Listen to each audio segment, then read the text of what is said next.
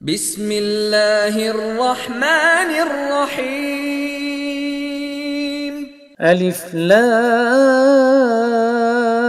را كتاب أنزلناه إليك لتخرج الناس من الظلمات إلى النور بإذن ربهم إلى صراط العزيز الحميد.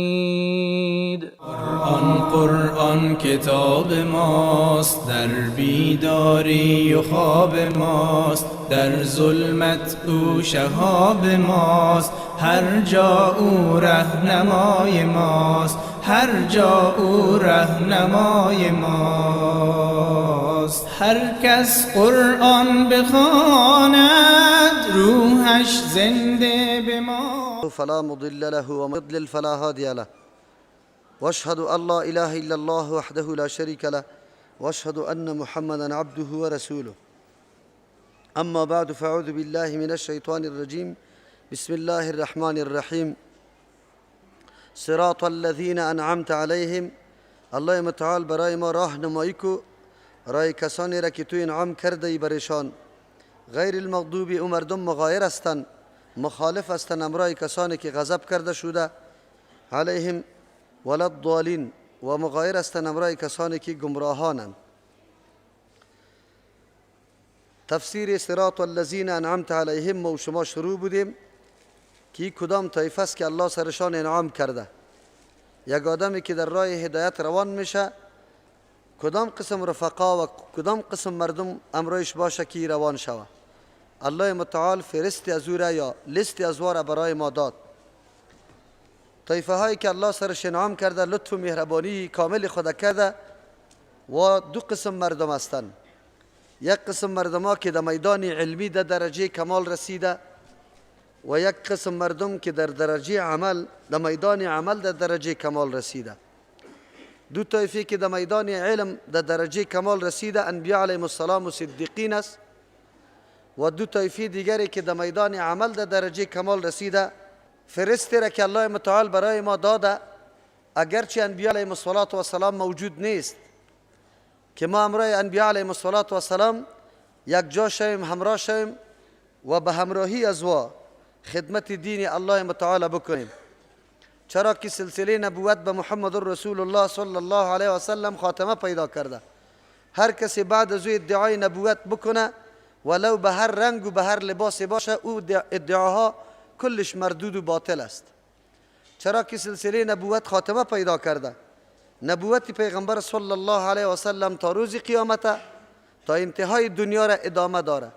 اگر عیسی علیه السلام از آسمان پایین شوه هم تابعدار شریعت رسول الله صلی الله علیه و سلم می باشه، شریعت جدید از خود نداره، نه مطابق انجیل عمل میکنه که قبلا برایش آمده بود، و نه کدام شریعت جدید برایش نمیآید، بلکه به شریعت پیغمبر علیه السلام عمل میکنه.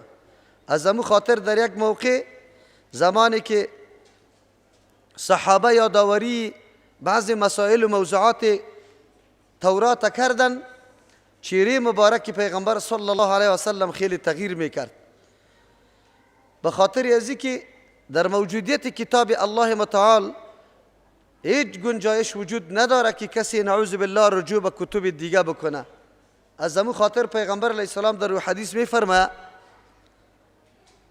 که اگر لو کان موسی حیا، اگر موسی علیه السلام زنده می بود، ما وسعه الا اتباعی، برش جایز نبود و گنجایش نداشت بجز از تابعداری ما، به نقش قدم ما باید روان میشد، ولو که او پیغمبر اولوالعزم است. بزرگترین کتاب، ضخیمترین کتاب برش داده شده تورات، اما در موجودیت پیغمبر صلی الله علیه و سلم و موجودیت شریعت رسول الله صلی الله علیه و سلم، موسی علیه السلام حق نداره که تابعداری شریعت دیگر بکنه. این نکته برای ما میرسانه و ما و شما را بیدار میسازه که هرگاه موسی علیه السلام حق نداره خلاف شریعت رسول الله عمل بکنه، چطور شده میتونه اشخاص یا علما نظریات و اجتهادات شاذ و نادر خود در مقابل شریعت پیغمبر صلی الله علیه وسلم قرار بده و مردم از او تابعداری بکنه. این نکته بسیار اهم نکته است. اگر ما و شما متوجه شویم در مقابل سنت رسول الله صلی الله علیه و سلم سخن و عمل احد هم قابل اعتبار نیست. مقام منزلت پیغمبر تقاضای از این میکنه که هر عمل مخالف روش رسول الله صلی الله علیه و سلم باشه او مردود است. از او خاطر تاکید و تمرکز امروزی تمام علما باید به این باشه که مقام و منزلت پیغمبر علیه السلام برای مردم معرفی کنه که مردم بشناسه که عمل پیغمبر یعنی چی. افسوس است که امروز خو سخنای علمای بزرگ بگذار، رواجای قومی و رواجای منطقوی هم از نظریه و مفکوره و تعلیمات پیغمبر که پیش دانسته میشه. از او خاطر ما در قید و بند رواجا و عنعنات خود هستیم. سنتای پیغمبر صلی الله علیه و سلم قابل قدر پیش ما نیست. یاد داشته باشه صحابه کرام به خاطر ترک کردن یک فرموده رسول الله 70 نفر شهید میدن در جنگ احد. اگر ما به صدها فرمودات پیغمبر ترک میکنیم، آیا ما مصیبتی که در احد برای مسلمان ها رسید از او که زیاد نبینیم؟ امیال ما دیده را ایستیم و مکمل به چشم سر مشاهده میکنیم. علتش هم امیسته که روگردانی از سنت پیغمبر است.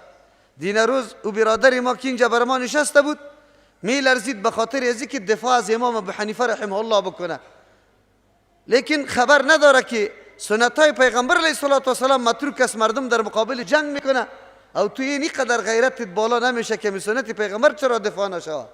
در روز قیامت سوال میشه از ما و شما که دفاع از کی میشه؟ الله متعال ما را به دفاع کی مامور ساخته، به تابعداری کی مامور ساخته؟ از او خاطر کسایی که انعام سر شده او انبیاء علیهم السلام است.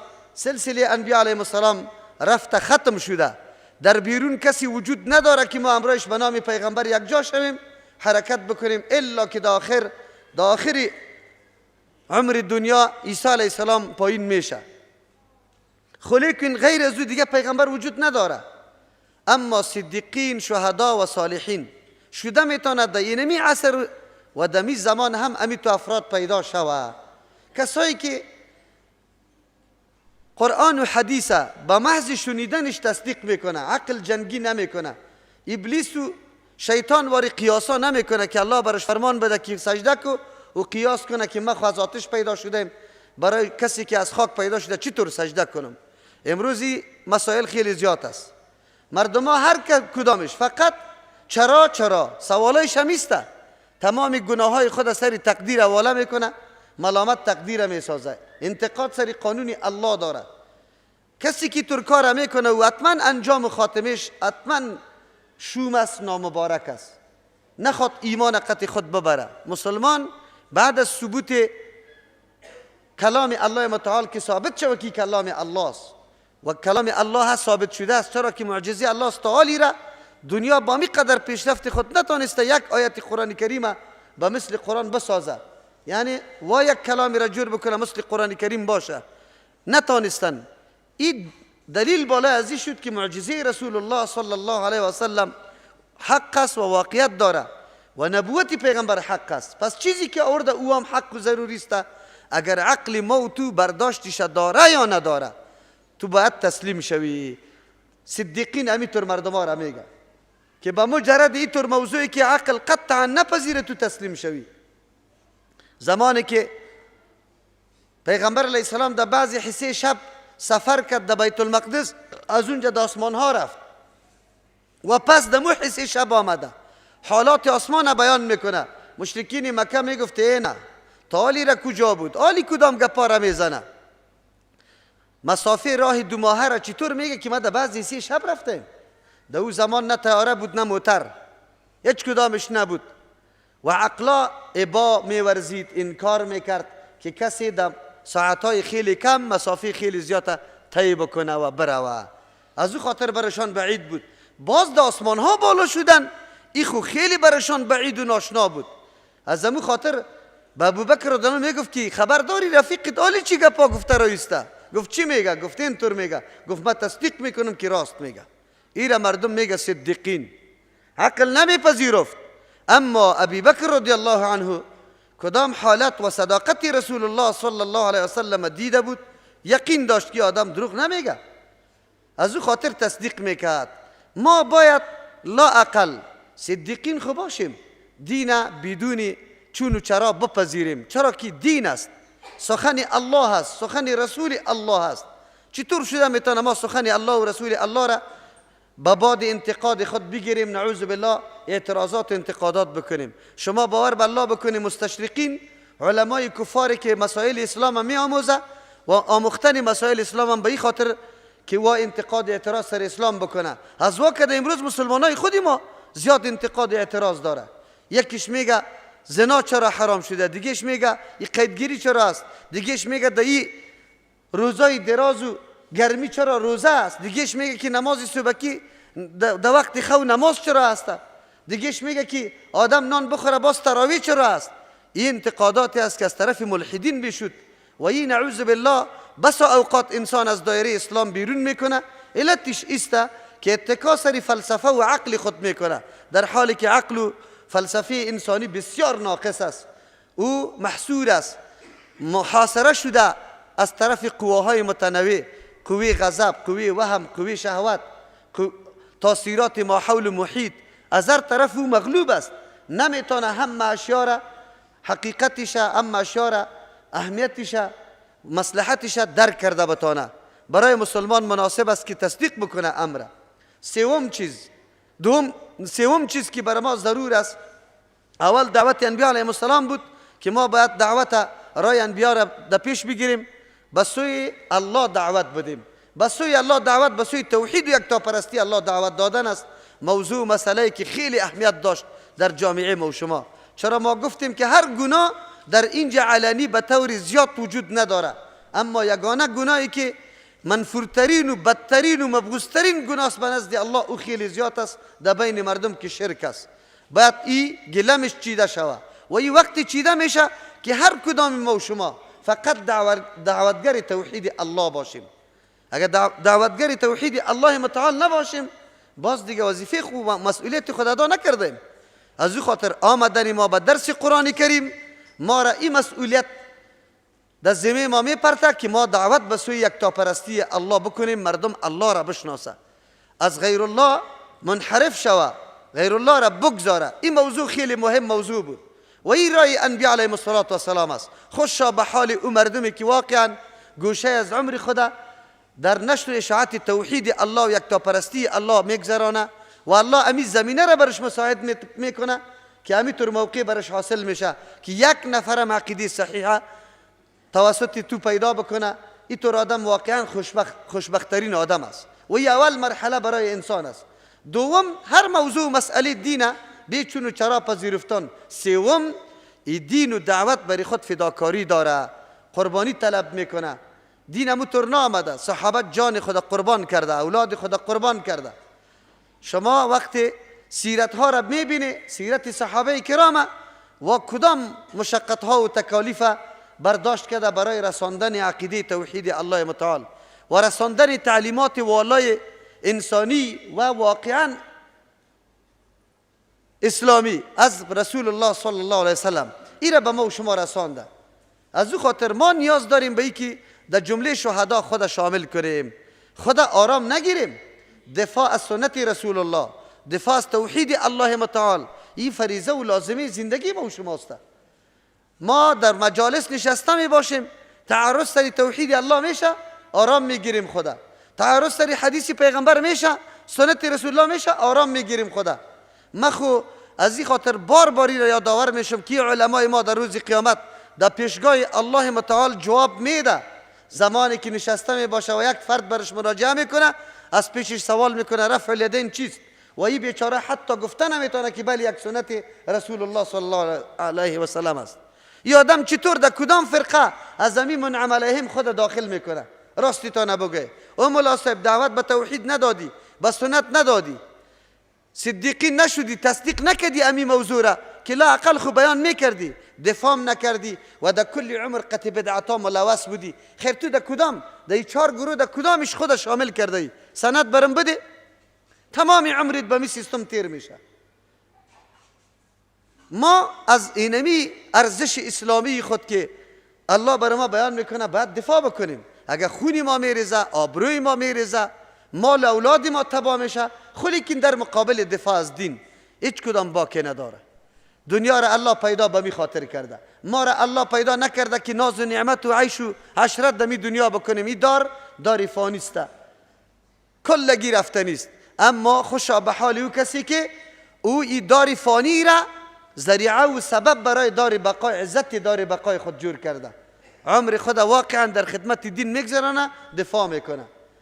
اگر از عرصه گپ ما نتانستیم عملی کرده، لااقل در چهارم نکته خود در جمله منعم علیهم شامل کنیم. صالحین خوب باشیم، عمل کرد ما، کردار ما، حرکت ما، نشست و برخاست ما، معاملای ما با مردم مطابق سنت رسول الله صلی الله علیه و سلم خوب باشه. اگری هم نباشه، خیر ما چطور بگیم در هر رکعت نماز اهدینا الصراط المستقیم صراط الذین انعمت علیهم، باز بعد از او منعم علیهم داخل هم نباشیم، نه دعوت به توحید بدیم، نه تصدیق ما درست باشه، نه دفاع بکنیم و نه در زندگی عملی ما سنتای پیغمبر دیده شود. باز دیگه تو در کدام فرقه هستی؟ هیچ امکان نداره. از او خاطر شرط است که ما از این 4 صفت اگر الله به کسی نصیب کرده باشه، هر 4 قسم صفته که هم دعوتگر باشه، هم تصدیق میکنه، هم دفاع میکنه، هم در عمل کرد مکمل تابع سنت رسول الله صلی الله علیه وسلم است. این خود دیگه کامیابی و نیکبختی بزرگ است. لااقل انسان خود یک چیزیش داشته باشه. اینی نقطه درجه کمال یک انسان است که برای کسی نصیب شود و الله برای ما فرست داده. در این فرست یا در این جماعت و طایفه داخل شدن به ما ضرور است. در کجاست طایفه؟ ما ببینیم که نمی صفات در کی موجود است، در کدام جماعت موجود است، کی طرف الله دعوت میده، کی طرف سنت رسول الله احیایش دعوت میده، کی را عملی میکنه، کی از این دفاع میکنه، کی قطش محبت داره و کی است که واقعا در زندگیش دیده میشه همین سنت پیغمبر صلی الله علیه وسلم. من خو میگم بس اوقات مردم میگه ما میگه نمیدانیم، در دورایی باقی ماندیم. یک آدم کلان بود، حتی ریاستار هم تیر کرده بود، گفت مولوی صاحب ما والا در دورایی ماندیم از دست شما ملاها. یکی تان یک چیز میگه، دیگه چیز میگه، آدم کدامش محکم بگیره؟ من برش گفتم که جناب محترم آدم هوشیار هستی، من برات یک فرمول میدم و بعد از او تو خودت تطبیق کن، ان شاء الله طایفه حق و باطل مکمل تمیز کرده میتونی. برش گفتم در کابل علمای مشهور وجود داره، مساجد داره، امرای کلشان یک نماز بخوان، دور نمیریم دیگه، مسائل میگذاریم. نماز بهترین عبادت الله متعال است و الله نشانه مؤمن امین نماز مقرر کرده. حتی فرق در بین مسلمان و کافر الله پیغمبر علیه السلام فقط نماز مقرر کرده. پس وقتی رسول الله نماز معیار مقرر کرده، ما اول بعد در نماز بیاندیشیم که چی رقم است، بریم در مساجد مشهور و علمای مشهور برو نمازها را بخوان. لیکن یک روز باز در مسجد کمپنی امام بیا نماز بخوان، ولی تمام حرکاتی که تو تعالی را انجام نداده و مخالف نظر و فکرت است ایره قطعی خود نوت کرده برو. زمانی که نماز خلاص شد مراجعه کو پیش ما و همون نکات مخالف خود یکه یکه برای ما تقدیم کو، بگو مولوی صاحب اینی عمل انجام دادی، دلیلش سندش بده که رسول الله این کار کرده یا نه، اینی را انجام دادی، اینی را انجام دادی، اینی را انجام دادی. اگر من برات ارائه کردم در مورد عمل کرد خود سند و دلیل پیش کردم، بعد از اون من مقایسه کو، موازنه کو امی نمازی تا با نمازهای دیگه که اینجا اینی چیزا موجود بود، در اون نمازها نبود، در اون نمازها خلاف از دیگه چیزا موجود بود. امی قدر سواله که از من میتونی از او عالمان بکو، برو برش بگو که اینی کار تو انجام دادی، ای در کجا بود یا نه. به طوری مثال در نماز جمعه آمده ای، تو که در نماز جمعه در کمپنی بیایی یک آذان در پیش منبر داده میشه، به مجرد که خطیب داخل میشه خطیب تحیت المسجد نمیخونه، متصل میره در سر منبر السلام علیکم و رحمت الله و برکاته میگه، میشینه مؤذن در پیشش آذان میگه، بعد از او خطبه را ایراد میکنه، در بین خطبه تقریر و وعظ و نصیحت است، دیگه چیز وجود نداره. متصل که پایین میشه نماز فرض خوانده میشه. اما تو جناب اگر تو واقعا محبت با رسول الله داری و دین دوست داری و سر دین غیرت داری، زمانی که در دیگه مسجد میری، اول مردم که داخل میشه اونجا ملا صاحب در سر منبر میشینه، یک آذان بیرون داده شده، یک آذان درون اول داده شده، بعد از او باز ملا صاحب از سر منبر میشینه تقریر میکنه، حالی کسی فارسی یا کسی پشتو مطابق هر زبانی که در اونجا مردم زندگی میکنه. پس از او پایین میشه، هر کس که داخل میشه یک نفر تحیت المسجد نمیخونه، بلکه اگر در این موقعی که ملا صاحب گپ میزنه کسی تحیت المسجد بخونه، ملا صاحب او را اینطور میکنه که کالار هم در جانش نمیمانه، عمیق بیابش میکنه. بعد از او امر میکنه که سنت جمعه را بخونه، 4 رکعت سنت خوانده میشه. پس از او بالا میشه، اینی را به نام خطبه یاد میکنه که در پیش روی خطیب آذان داده میشه. پس از او نماز میخوانه. تو جناب اگر محبت با سنت رسول الله و واقعا شریعت دوست داری، بکش. پیغمبر در این خطبه واقعی، این خطبه ساختگی از یعنی که پیش تقریر میکنه، در این خطبه واقعی صحابی را پس از چیز خستانده که تو 2 رکعت تحیه را خوانده یا نه، بخی تحیه را بخوان. رسول الله امر در این خطبه میکنه به تحیه، لیکن مردمی تو یک روز در کل سالا یک روز هم تحیه نخوانده. بده برام سند نه جناب محترم، این تقریری که تو به نام فارسی پیش کردی در کجا آمده؟ بده برام نه سند بده. تو که به نام سنت جمعه 4 رکعت میخوانی، بده سند نه. از کجا کردی؟ این دین اضافگی قبول داره چی؟ والا ابن مسعود رضی الله عنه 4 رکعت خوانده، ابن عباس رضی الله عنه 10 رکعت خوانده، دیگه صحابی 12 خوانده، دیگه 20 خوانده. او خود نفل است. صحابه 10 بجه 9 بجه در مسجد نبوی حاضر میشد، نماز میخواند آن چیزی که الله در تقدیر برش نوشته کرده بود، 2 4 6 8 10 12 هر قدر کی بود، به نام سنت جمعه برام پیدا کو که او را سنت جمعه بگویم. تو سری مردم به نام سنت جمعه خوانده ای، از کجا میشه؟ تو را به الله قسم در کدام جمعه سبح اسم ربک الاعلی و هل اتاک حدیث الغاشیه را خوانده ای؟ چی قل کدام وقت خوانده ای؟ ان اعطیناک الکوثر والعصر ان الانسان لفی خسر. کل عمر تیر کرده تو. بعد از متصل نماز کتب پر از حدیث آمده، دوباره صلات المکتوبه قید مکتوبه از سخن رسول الله صلی الله علیه و سلم است. اذکار آمده، آیت الکرسی آمده، سوره اخلاص آمده، معوذتین آمده، تسبیحات آمده. یک مقتدی تو میخونه، ایجاد نداره، فرض سلام دور میده، جای به جای استاد میشه. امی قدر عمر که رسول الله سنت در خانه خوند، کدام مقتدی سنت در خانه میخونه؟ او را گفتم که جناب گپ به دعواها نمیشه، به ادعاها نمیشه که ما اینطور هستیم. سند پیش کو. این دین رسول الله است صلی الله علیه و سلم. نقشه را او داده، هر عمل و عبادت به نقشه رسول الله سند پیش کو. به نقشه رسول الله سند پیش کو که پیش کده میتونی یا نه؟ تو که این گپا را کلش مقایسه کردی و بعد از اون تو میگی که مالا ما در دورایی باقی ماندیم. نه، نعوذ بالله، باز در قلب تو نفاق وجود داره. تو رسول الله را دوست نداری، تو دل دوست داری، تو منطقه را دوست داری، تو شخص را دوست داری، تو پرستش الله و الله را نمی کنی که الله برات کی با کی امر کرده که طاعت کو. تو باز فقط جماعت. والا در افغانستان حنفیان زیاد است، زیاد باشه دیگه. اگر هر دل که در جای زیاد بود امور آدم پیروی کنه. اگر در روسیه بریم روسیه آزاد است، مثل روسیه وارد شویم. البته منظوری به این نیست که نعوذ بالله حنفیان مثل روسیه وارد. حالی شما برداشت غلطی دیگه نکنید. منظوری ما است که کثرت معتبر نیست.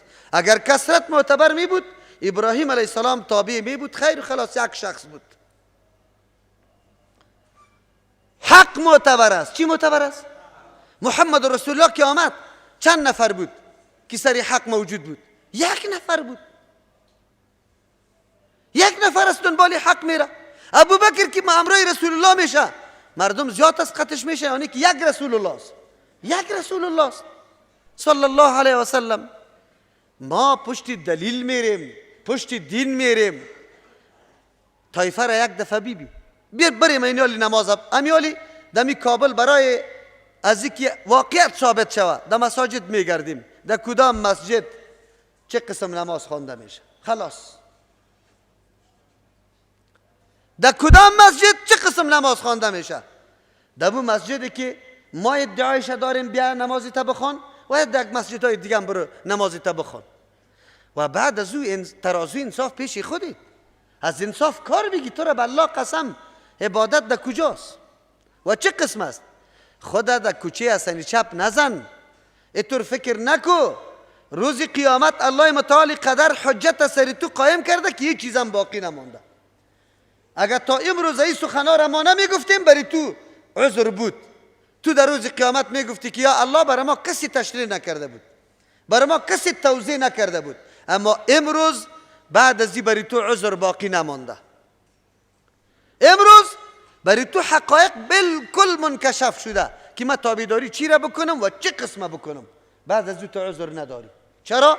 به خاطر که خود میگی اهدنا الصراط المستقیم. الله برای ما راه مستقیم نشان بده. راه مستقیم با آیت قرآن ثابت کردیم، راه انبیا علیهم السلام، راه صحابه کرام، تا کسایی که تابعدارای پیغمبران است. چیغی ما، سر و صدای ما همیست که او مردم بیای راه سلف خدا محکم بگیریم.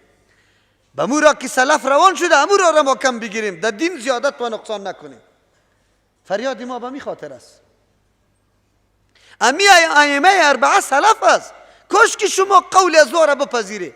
از یک امام شما ثابت کنه که گفته باشه که فقط دنبال ما بیایه.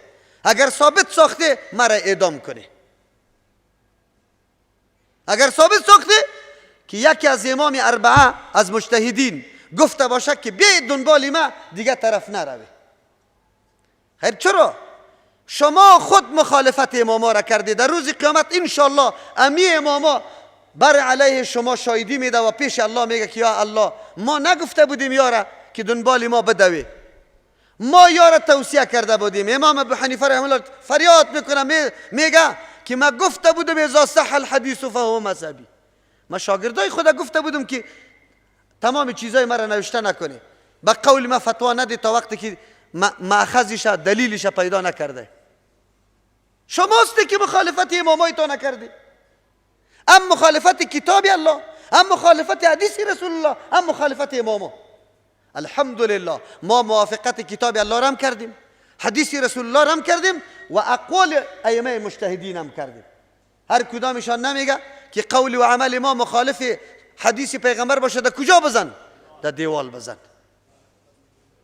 خیر اینو شما بگوی. اگر بعد از همه ما بازم در اشتباهات والله چی کنیم چی نکنیم، پیش الله رفته نیستی. الله از پیش سوال میکنه. خودت میگی اهدنا الصراط المستقیم. صراط المستقیم برات واضح شد. صراط کیست؟ صراط الذین انعمت علیهم. رای کسانی که انعام سرش کرده. انعام سری کی شده؟ 4 جماعت. کدام جماعت هاست؟ کی است؟ برای تو مکمل واضح شده. بعد از این باز تو چطور شک و تردد بکنی باز بگویی که والا من در دوراییستم، از این مولا را قبول کنم از این مولا را. خود مردم افغانستان چطور است؟ مردم افغانستان اینطور خاصیت داره، جیبش هم مکمل خالی که از پول و پیسه. یک چند بوکسی دیگه هم دمی کلیش بزن از پیشت راضیست. بسیار تو را خوش میکنه. اگر نه که تو رفتی دمی عین مصیبت و غم دلداری از او را کردی، او را حوصله افزایش کردی، تو را قبول نداره. تو را قبول نداره. مولایی که برش میگه در جای جنازه پدری تو باید اول بری در بازار، جنازه پدری تا در دست مردم بده، تو برو کراکری را پیدا کو، چوب بخر، برنج و روغن بخر، اینجا به درغه تیار کو. خب پدر و مادری تا مردهش بده در دست بیگانا، اونجا یک چند بیل خاک سرش چپا کنه. باز اونجا هم پندکی پیسه را پیدا کو، با قرض میشه 1000 جا که پیدا میکنی. ایران برش بده کجا ببره. باز هنوز در بعضی جاها خود چیسته در بینی چی میگه چپارتی الوار هم پخته که این در سری قبر ببر. آلی خو خورما رواج شده در اونجا ببر. تو جناب در آخرین مرحله که حق پدر و مادرت بود که به اخلاص دعا میکردی، گریان میکردی، در عین جنازه تو بیچارگک در بازار این طرف میدویدی، یک دعا به پدر و مادر برات نصیب نشد از دست همین مولا. بعد از او کی آرام هستی؟ بعد از او دیگه نفر پیدا کو در 2-3 روز اقربای تا که قطی تو اونجا بگو برچفک لین استاد شوه فاتحه خوانی اعلان کده مسجد کویتی، تو باید قطار خیلی کلان نفرای پذیرایی را پیدا کنی، خبرداری نه؟ تو باید بری قاریا را پیدا کنی، فرشا را پیدا کنی، توشکا را پیدا کنی، پشتیا را پیدا کنی. تو حالی دیگه در غم مردیت نیستی که یک 2-3 صفحه قرآن بخونی دعا برش بکنی، 1-2 رکعت نفل بخونی دعا برش بکنی. در تلاش ازی شوی که یک یتیم پیدا کنم، یک چند روپه بدم که اموا مشکلشان رفع شود، ثواب به پدرم برسه، به مادرم برسه. تو دنبال اینمی عنعنات استی جناب محترم. اینطور فاتحه گیری که عیناً کاپی شده از غرب است، مردم استاد باشه دست به سینه که کلش خلافی کیست بگوید دین. یکیش ملایش باز نو پیدا شده، حالی چی میگه؟ یک موضوع را افشا نکنم. این قدر عمر چرا افشا نمیکردی؟ تو عالم نبودی؟ تو عالم هستی، موضوع را تو باید در روز اول افشا میکردی، به مردم میگفتی که نارواست. امروز تو افشا میکنی. ما این موضوعات بگوی 20 سال پیش افشا کردیم. 20 سال به توفیق الله، به فضل الله، به احسان الله. چرا مردم در حالت تاریکی گذاشته؟ عنعنات این دوار سرش پیش برده را استیده مردیش.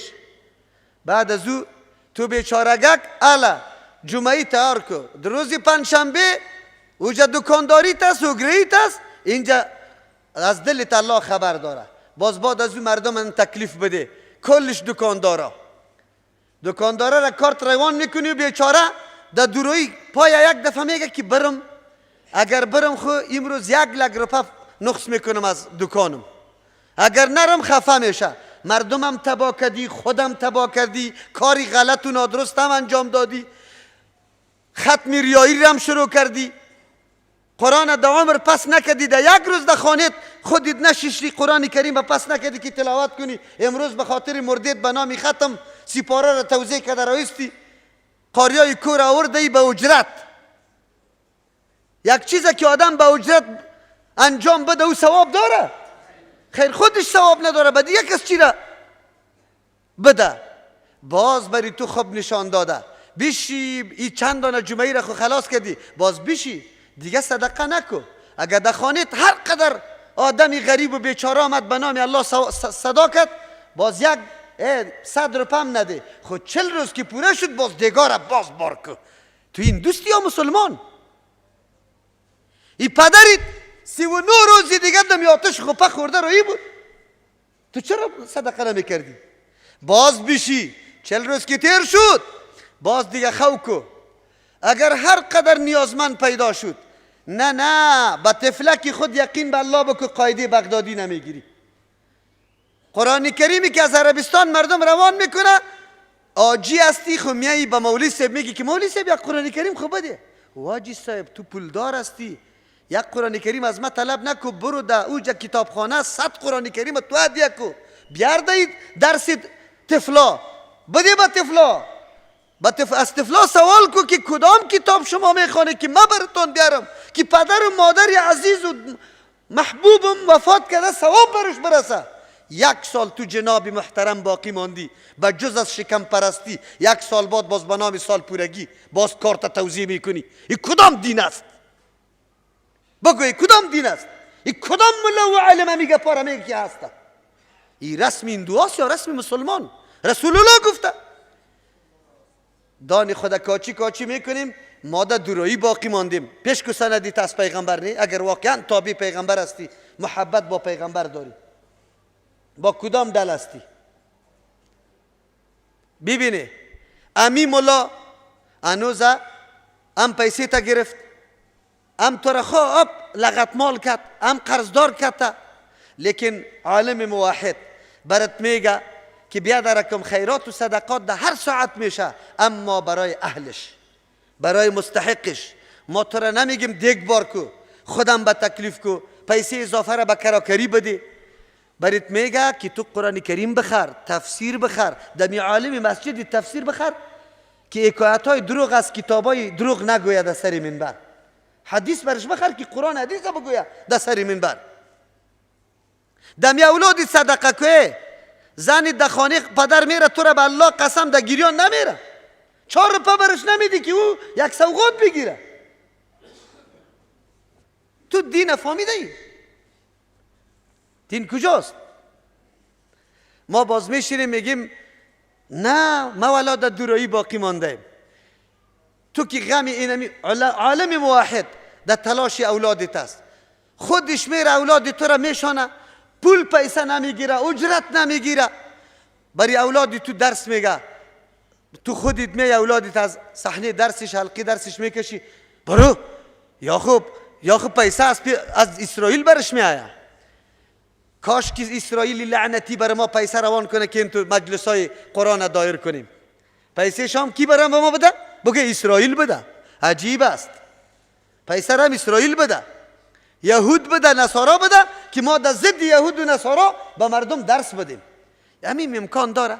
اینال شما فیصله کنی که مردم چقدر ملامت است و چقدر خب ایرم بدانن.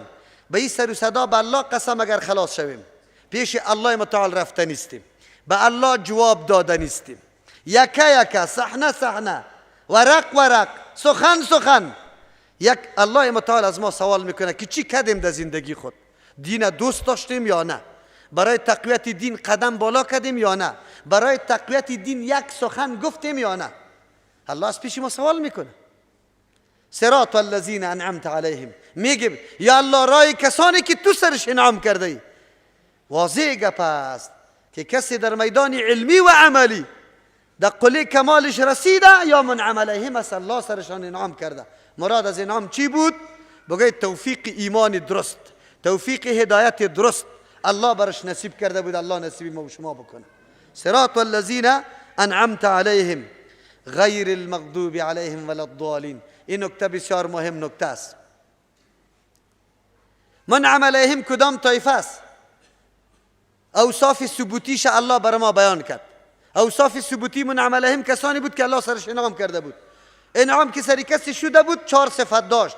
نبوت داشت که دعوت به سوی دین الله میداد، صدیقیت داشت، شهادت داشت، صالحیت داشت. 4 صفت داشت. این 4 صفت ثبوتی برای یک انسان است. وقتی مورد انعام الله متعال قرار میگیری که دعوت مثل پیغمبر بدی، تصدیق بکنی گپا، دفاع از دین بکنی و در زندگی عملی بسازی تعلیمات پیغمبر صلی الله علیه وسلم. این اوصاف ثبوتی است. اوصاف سلبی در این میتونه انسان باید چی نباشه؟ باید هماهنگی و موافقت با مغضوب علیهم الضالین نباشه. کسی را که الله مورد غضب قرار داده و کسی را که الله گمراه ساخته، قطعی او مردم موافقت و هماهنگی نداشته باشی، در هیچ کار موافق از وا نباشی، در هیچ کار. نه حلیت مثل حلی از وا باشه، نه اخلاقت مثل اخلاق از وا باشه، نه روشت مثل روش از وا باشه، نه عقیدت مثل عقیده از وا باشه، نه کار و کردارت مثل کار و کردار از وا باشه. تو مکمل مغایر باشی با امرای او طایفه هایی که غضب شده و او طایفه هایی که گمراه است. در قرآن کریم 17 اسباب برای غضب ذکر شده. چند؟ اگر یک سبب در کسی پیدا شود او در جمله مغضوب علیهم شامل میشه. چند سبب؟ یک سبب هم که در کسی پیدا شود او آدم در جمله مغضوب علیهم است. من علیهم وقتی جور میشی که از این 17 سبب از اسباب غضب یکیش هم در تو پیدا نشود. یک سبب از اسباب غضب امرای تو پیدا نشود. چرا؟ تو باید مغایر از او باشی. ضالین 17 سبب گمراهی در قرآن ذکر شده. تو وقت منعم علیهم شده میتونی واقعی که یک سبب از اسباب گمراهی هم در تو دیده نشود. به طور نمونه و مثال یک چند تا را باز براتان بیان میکنم. پس معلوم شد که مسلمان واقعی هویت و شخصیت جداگانه داره، شخصیت ممتاز داره، علایده داره. گاهی هم تابع و مقلد ملت‌های بیگانه و ملت‌های دیگر نیست. نه تابع رسم و رواج هندوست، نه از یهود، نه از نصارا، نه از بودایی، نه از بگوی نعوذ بالله زردشتیش، از هیچ کدامش نیسته. قطعا مغایرت داره. خب ما تو چی کردیم؟ پیشتر که گفتم فاتحه‌گیری رسول الله بود یا فاتحه‌گیری دعا بود یا غربیا بود؟ کدامش بود؟ مرده تا کی دفن کردی، شما را کی داغ کردی، قبرا گنبتا را کی جور کردی، کدام رقم بود؟ تو بگو برای من. پیغمبر علیه السلام خود تعزیت میکرد، تعزیت خوی را میگفت پیش مردهدار یک 4 دقیقه بیشی او را نصیحت بکو، برش بگو کلی مارای ما نمیسته، خیر است، پدری تو وفات کرده، بچیت وفات کرده، این از جانب الله متعال است، کلی ما از دنیا رفته نیستیم، قضا و فیصله الله است، در فیصله الله حکمتا می باشه، خیری دمی است، تو بجز از که مامور به صبر استی صبر بکو، خیر و خلاص. اینی تعزیت است، اینی را تعزیت میگه. ما تعزیت از سر در کل عمر یاد نداریم، ما فقط مردهدار تکلیف و بیمان نواز جور کردیم، خیر و خلاص. خانهش مرکز شکم پر کردن، خوردن نوشیدن، دیگه چیز نیست، خلاص. کل عمر بیچاره یک طرف سر از دست داده، اولاد از دست داده، از طرفی دیگه از مالم تباهیش میکنیم. برو بخیر. کابل خو قوما مختلف است و قدر زیاد مصارف میکنه یا نمیکنه. خب به نام ختنک یک کیک و کلچم تیر میتونه. بری در دیهاتا بری که گو کشته میشه، خبر داری نه؟ بیچارگک در عمر خود بزغاله به خود نکشته، لیکن اینجا گو میکشه، در بدر میکنه شه. ببینید دین است. غیر المغضوب علیهم منعم علیهم، کسانی هستند که مغایر هستند امرای کسایی که غضب سرشان کرده شده، سری کسی که غضب شده یا قطع ازوا مغایر هستند. چه قسم مغایر هستند؟ مغایرت به امرای ازوا داره، قطعا قطع ازوا. تبدیل کردن نعمتهای الله یکی از اسباب غضب است. هر کس که نعمت الله را تبدیل کنه، چیزی را که الله برش میده از او اعراض بکنه، از او دلتنگ شوه، خواهش خود طلب میکنه، او هم از جمله مغضوب علیهم است. نزدیکک یک 2-3 ورقه پیشتر کنی، آیه 61 بکشه. آیه 61 صفحه دوم خیر ببینه، پیدا کردی انشاءالله. و اذ قلتم یا موسی لن نصبر على طعام واحد، نعمت الله را تبدیل کردن یکی از اسباب غضب است. کدام نعمت که الله برات داده تو را تغییر میدی، تغییر میدی. آواز خوب الله برات داده که سری قرآن سرش تلاوت کنی، لیکن تو بیت خان جور میشی. نعمت الله بر اسرائیل در میدان تی باقی مانده، موسی علیه السلام همراهشان است. الله در اون میدان تی گیر کرده، شکر قدر میره روز بیگاه میشه که میبرایم از این دشت، همونجا خو میکنه، صبا که میخیزه پس در اون سری دشت میباشه. لیکن عجایبات قدرت خود الله در این دشت برای از نشان میده. 2 ستون روشنی پیدا شده، از یک سنگ 12 چشمه پیدا شده، من و سلوا پایین میشه، شکرک وار یک چیز در سر گیاه ها میه، هم کاری روغن میده، هم کاری بوره و اصل واری است. پرنده های خیلی چاق و گوشتی لذیذ داره، میایه به دست میگیره. بنی اسرائیل ذبح کرده رایستن، خورده رایستن، کالا هیچ چرک نمیکنه، هیچ خزنده نمیکنه. مرده بود ضمیرشان از دست شکنجه ظالمای وقت کفار، ضمیری از وا مرده بود. پیغمبر که هر قدر تقریر میکرد برای جهاد، وا بیچاره چی میکرد؟ باز که میگفت کی آماده است، هیچ کس دستی خود بالا نمیکرد.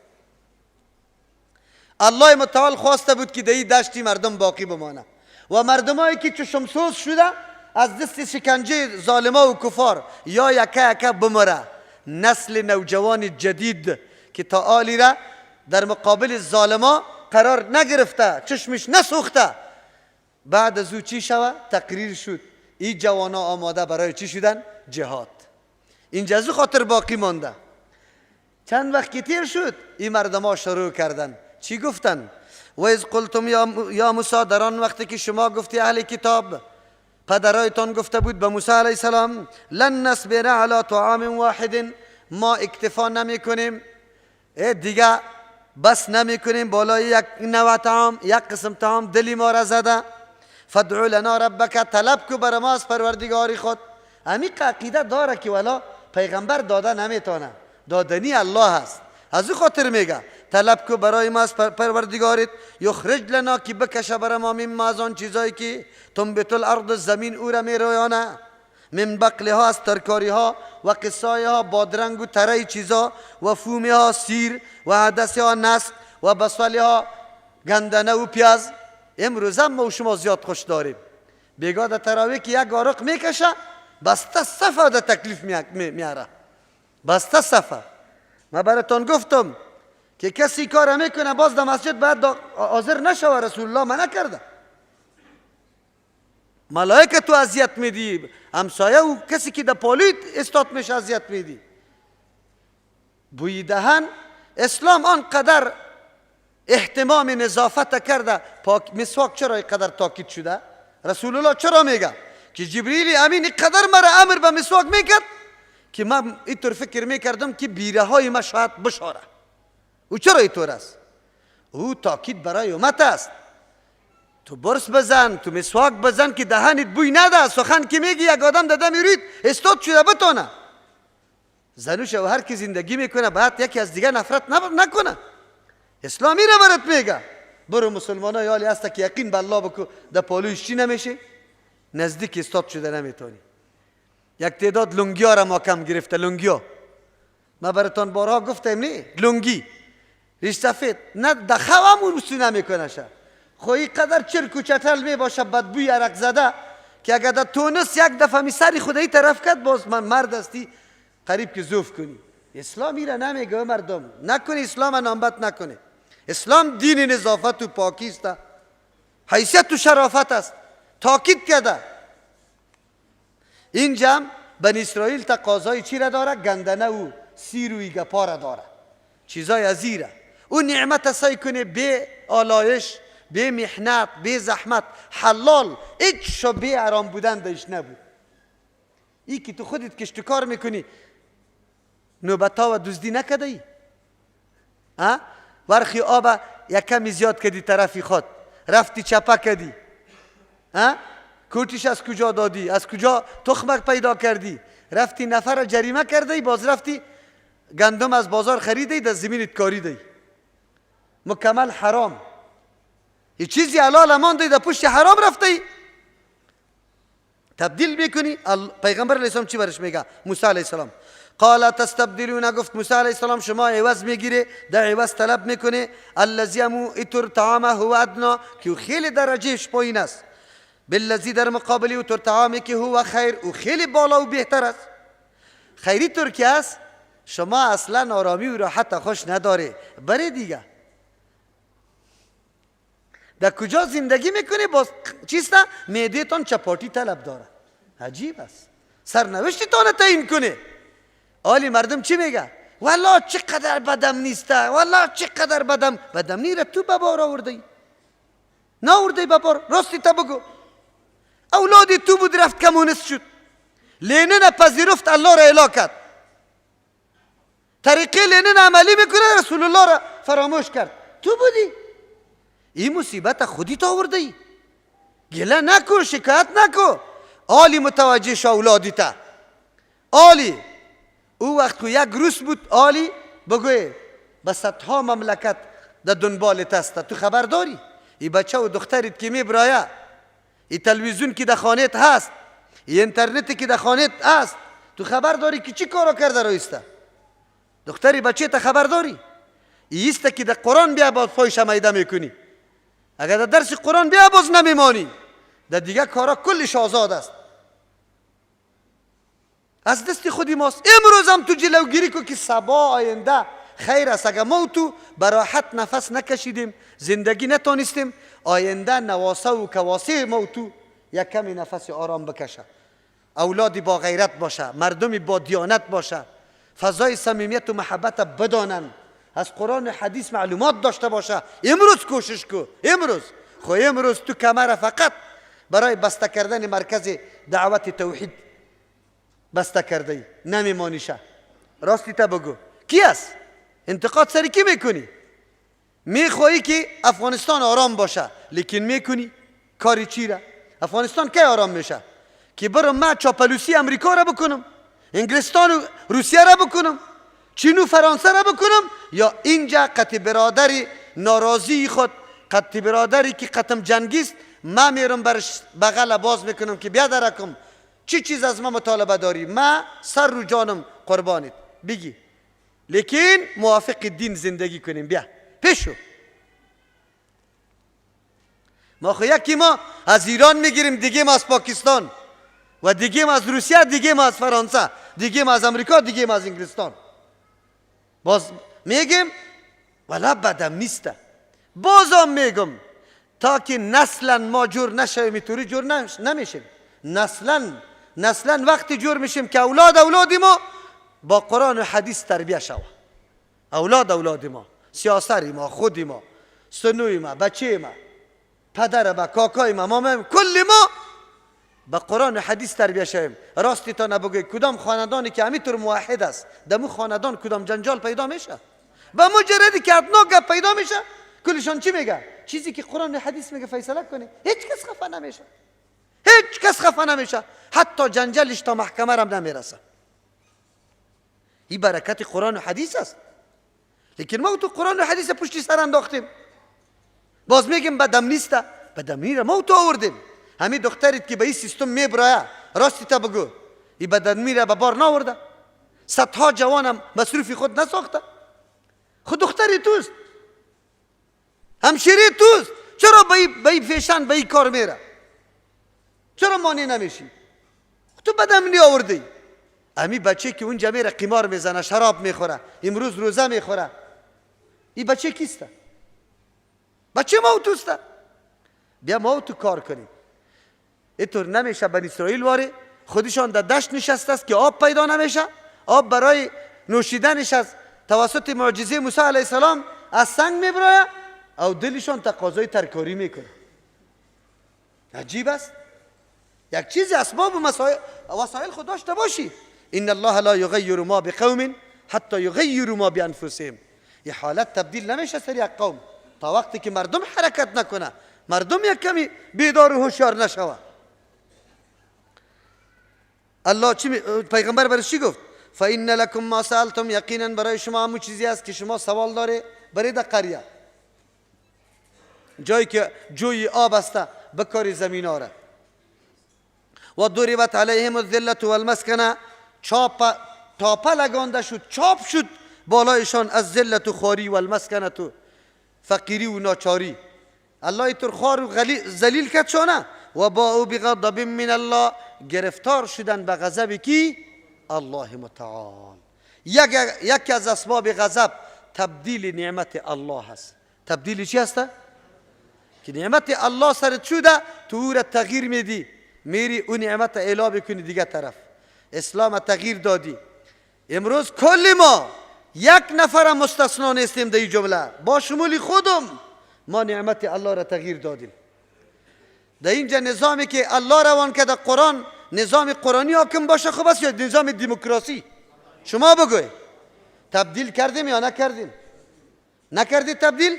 رای ندادی؟ به دموکراسی رای ندادی؟ به دموکراسی رای دادی. چطور حالی بگویم که اهدنا الصراط المستقیم صراط الذین انعمت علیهم، رای کسانی که تو سرش نام کرده ای. منعم علیهم خو مردمی است که مغایرت با مغضوب علیهم داره.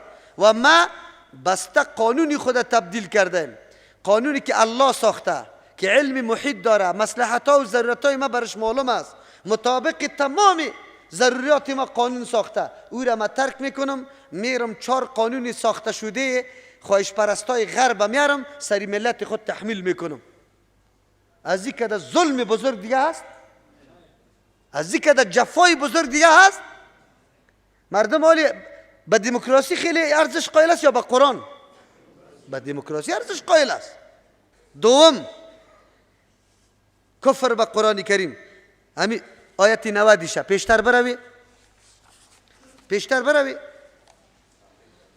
صفحه چند؟ صفحه 15 آیت 90 پیدا کردی انشاءالله. ولما جاءهم کتاب من عند الله. هرگاه که آمد امی اهل کتاب بود که یک تقاضا میکردن برای ما قانون بیا عمل سرش بکنیم، ما مطابق دستورات کتاب الله زندگی خود عیار کنیم. الله متعال میگه ولما جاءهم، هرگاه که آمد برشان کتابم من عند الله، و کتابم نوشته شده دیگه کس نه بلکه کتاب از جانب الله متعال، مصدق لما معهم، اینطور کتابم نه که مغایرت با کتابای سابقی از وا داشته باشه. تورات آمده بود، در اول مکمل پاک بود، منزه بود، تمامش دستورات الله متعال بود. ملاها خیستن، هر کس در این کتاب دست زد، هر بدعت هر کس میکشید داخل کده رفت. اصل تورات بیخی تغییر و تبدیل شد، مردم را گم شد. یاران امی سخن که در کتاب تورات است، از کتاب این کلام الله است، امر الله است، یعنی که کدام ملایی را داخل کرده مشتبه شد بیخی تورات. از او خاطر آرمان میکردن که یک کتاب صاف بیا از جانب الله. قرآن کریم کتاب الله بالای محمد رسول الله صلی الله علیه وسلم آمد. اینطور قرآن که تایید میکرد کی را؟ تورات. مصدق لما معهم، تایید کننده بود می قرآن کریم برای او کتابی که امرای از وا بود. تمام مضامین و دستورات تورات در قرآن کریم هو به هو همو قسم بود.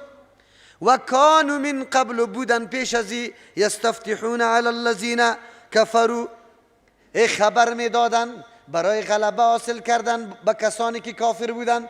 کفار می گفتن در مدینه منوره اوس و خزرج اصل قومی مدینه منوره است.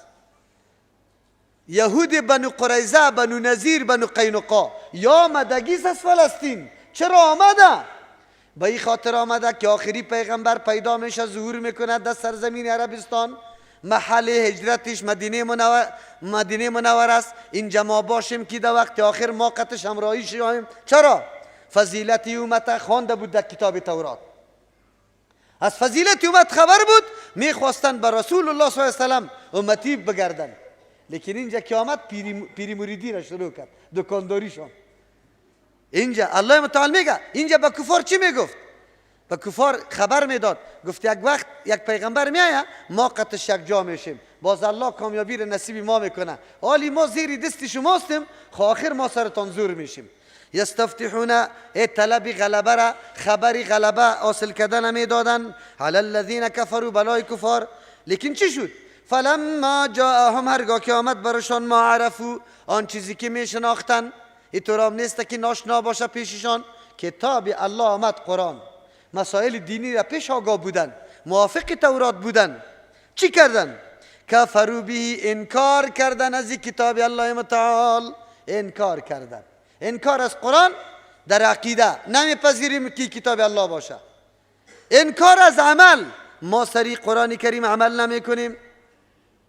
فلعنت الله علی الکافرین، پس لعنت الله متعال بالای کفار باشه. بئس ما اشتروا به انفسهم، خیلی بد است آن چیزی که فروختن در مقابلش نفسای خدا، وقت خدا دادن، عمر خدا دادن. یکفروا بما انزل الله، که انکار کردن به او نظام، به او وحی که الله روان کرده بود. چرا انکار کردن؟ بغیا، از روی عناد و ضد. چرا ضد داشتن؟ ینزل الله من فضلی، که چرا الله نازل میکنه از احسان خود علی من یشاء، بالای کسی که الله میخواه، من عبادی از بندگان خود. میگه چرا سر ما نمیاد؟ سر ما چرا نمیاد؟ سر از دیگه میآید.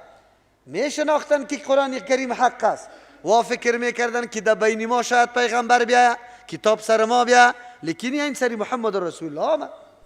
حالی فباؤوا، گرفتار شدن به چی چیز؟ بغضب من الله، بغضب علی غضب، به غضب بالای غضب. یک غضب سرکشی از تورات بود، دوم غضب سرکشی از قرآن.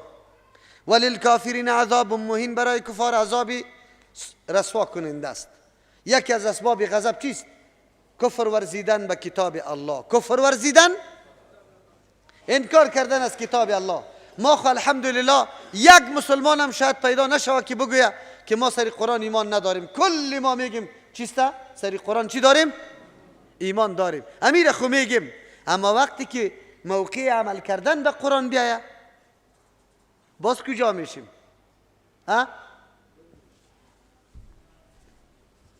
عمل که به قرآن برسه، باز دیگه قرآن موجود نیست. باز این کار از قرآن میکنیم. نه والا صحیح است که در قرآن خو هست، خو ایجا امی رسم و رواج ما هم نمیشه اعلانی. و برادر قرآن اینطور گفته. نه والا رسم و رواج ما اعلان نمیشه، مردم خفه میشه. انکار از قرآن چطور است؟ انکار از کتاب الله متعال از نگاه عمل یکی از اسباب غضب است. او ما اونجا میگیم صراط الذین انعمت علیهم غیر المغضوب علیهم، من عملهم غیر سمرای مغضوب علیهم. بدین استهزاء کردن. سوره مائده را میکشیم آیه 60.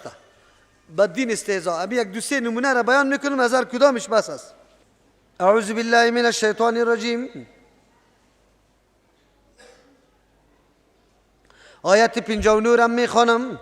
قل بگوی پیغمبر علیه السلام یا اهل الکتاب، یا اهل کتاب، هل تنقمون منا، شما بد نمیدانی از ما، عیب نمیدانی از ما، الا مگر این میره عیب میدانی ان آمنا بالله، که ما ایمان به یک الله داریم، و ما انزل تابیداری از او کتابی میکنیم که نازل کرده شده الینا بسوی ما، و ما انزل من قبل، و به او کتابی که نازل کرده شده پیش ازی، و ان اکثرکم فاسقون، یقینا اکثریت شما فاسق و فاجر هستی. شما از ما دیگه چیز بد نمیبینی.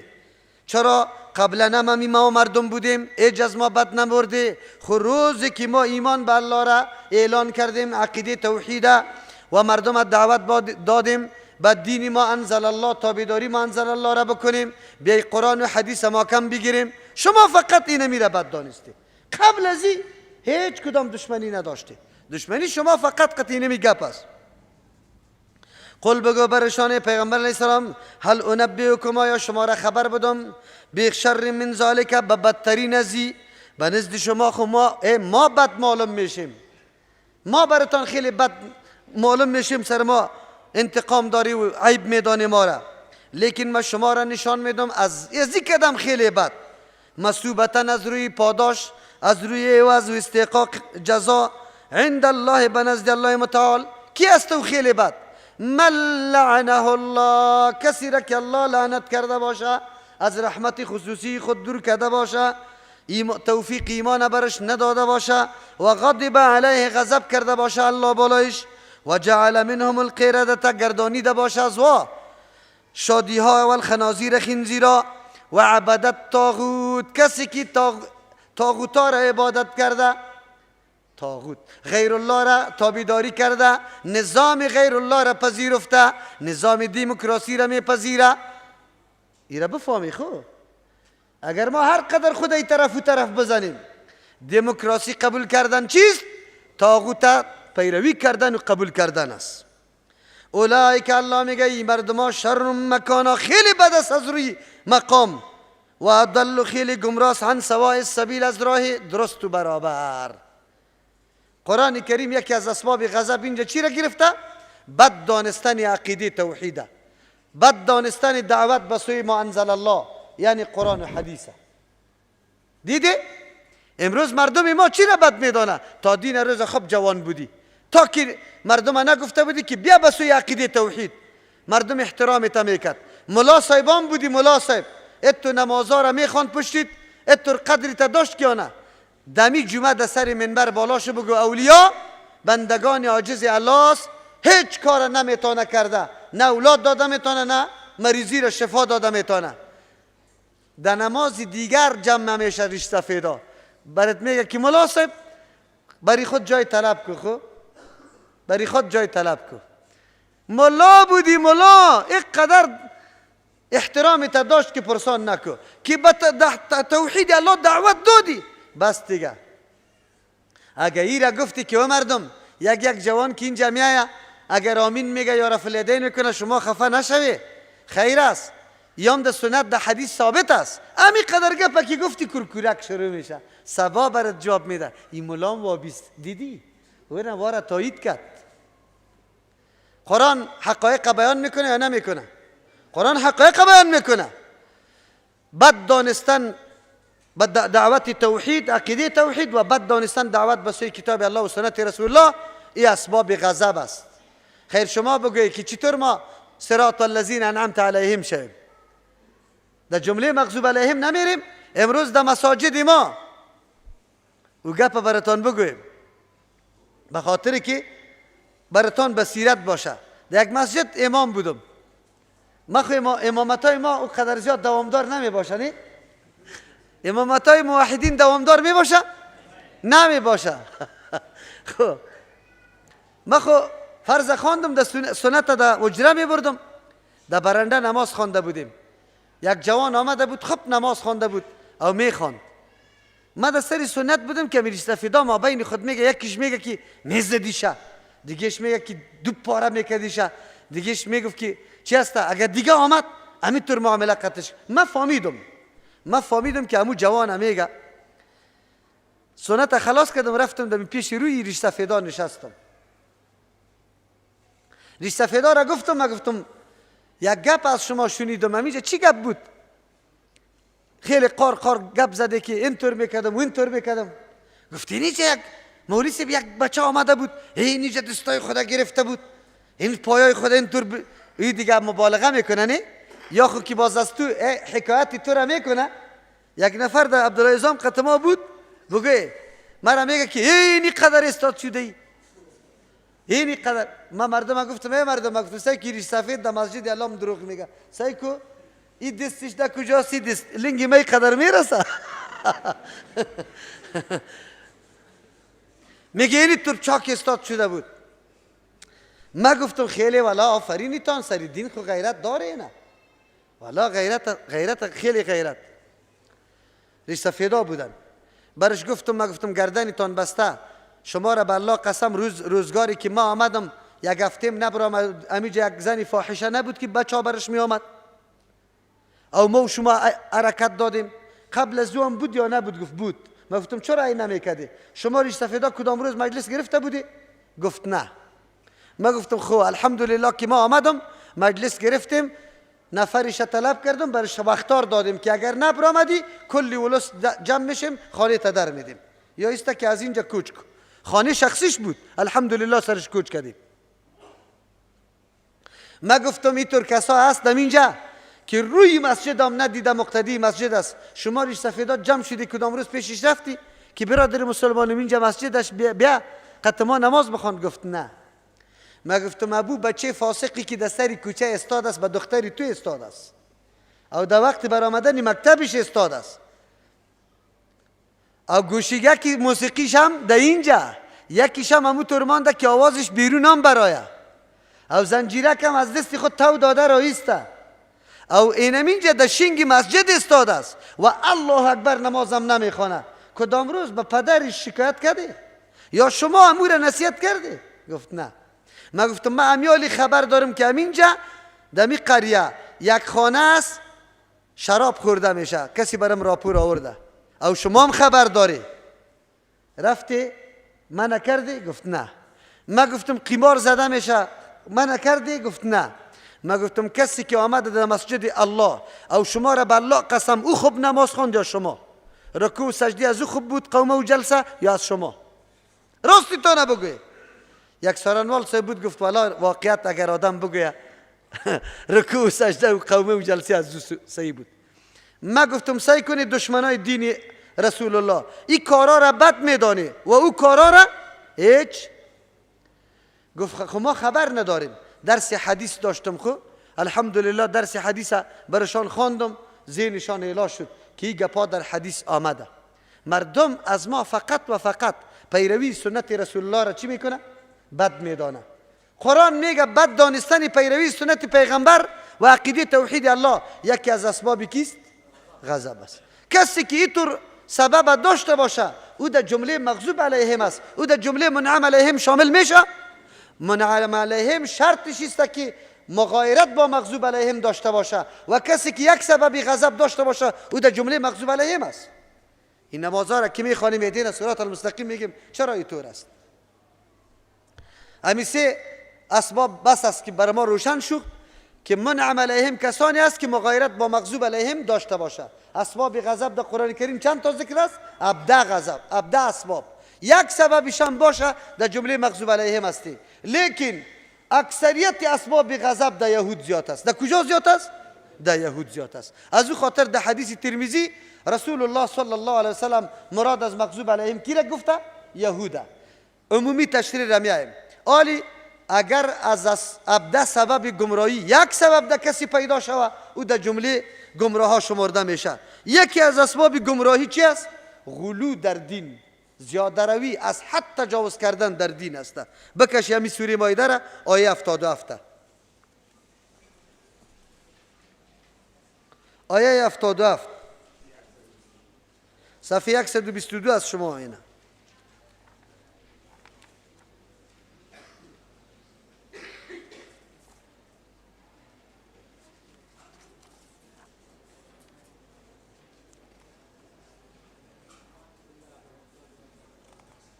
پیدا کردین انشاءالله؟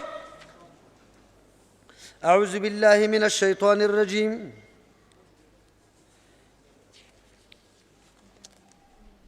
بسم الله الرحمن الرحیم. قل یا اهل الكتاب، بگوی پیغمبر علیه السلام یا اهل کتاب، لا تغلو فی دینکم، شما غلو نکنید در دینتان، از حد تجاوز نکنید در دینتان، غیر الحق، تجاوزی که ناحق باشه، ولا تتبعوا اهواء قوم، شما تابعداری نکنید از خواهشات یک قوم، قد ضلوا، که گمراه شده من قبل پیش ازی، و ضلوا، گمراه کرده، کثیرا بسیاری دیگرها را، و ضلوا، گمراه شده، عن سواء السبیل، از راه درست و برابر. لعن الذین، لعنت کرده شده، کفروا من بنی اسرائیل، و کسایی که کافر شده از بنی اسرائیل، علی لسان داوود و عیسی ابن مریم، به زبان داوود و عیسی علیه السلام لعنت شده. ذلک بما عصوا و کانوا یعتدون، این به سبب از اینکه نافرمان بودن تجاوز میکردن. اینجا قد ضلوا من قبل و اضلوا كثيرا و ضلوا عن سواء السبیل، قبلا هم گمراه، دیگه مردم هم گمراه کرده و آلی هم یا گمراه شدن. یکی از اسباب گمراهی چی شد؟ زیاده روی در چی؟ در دین کردن.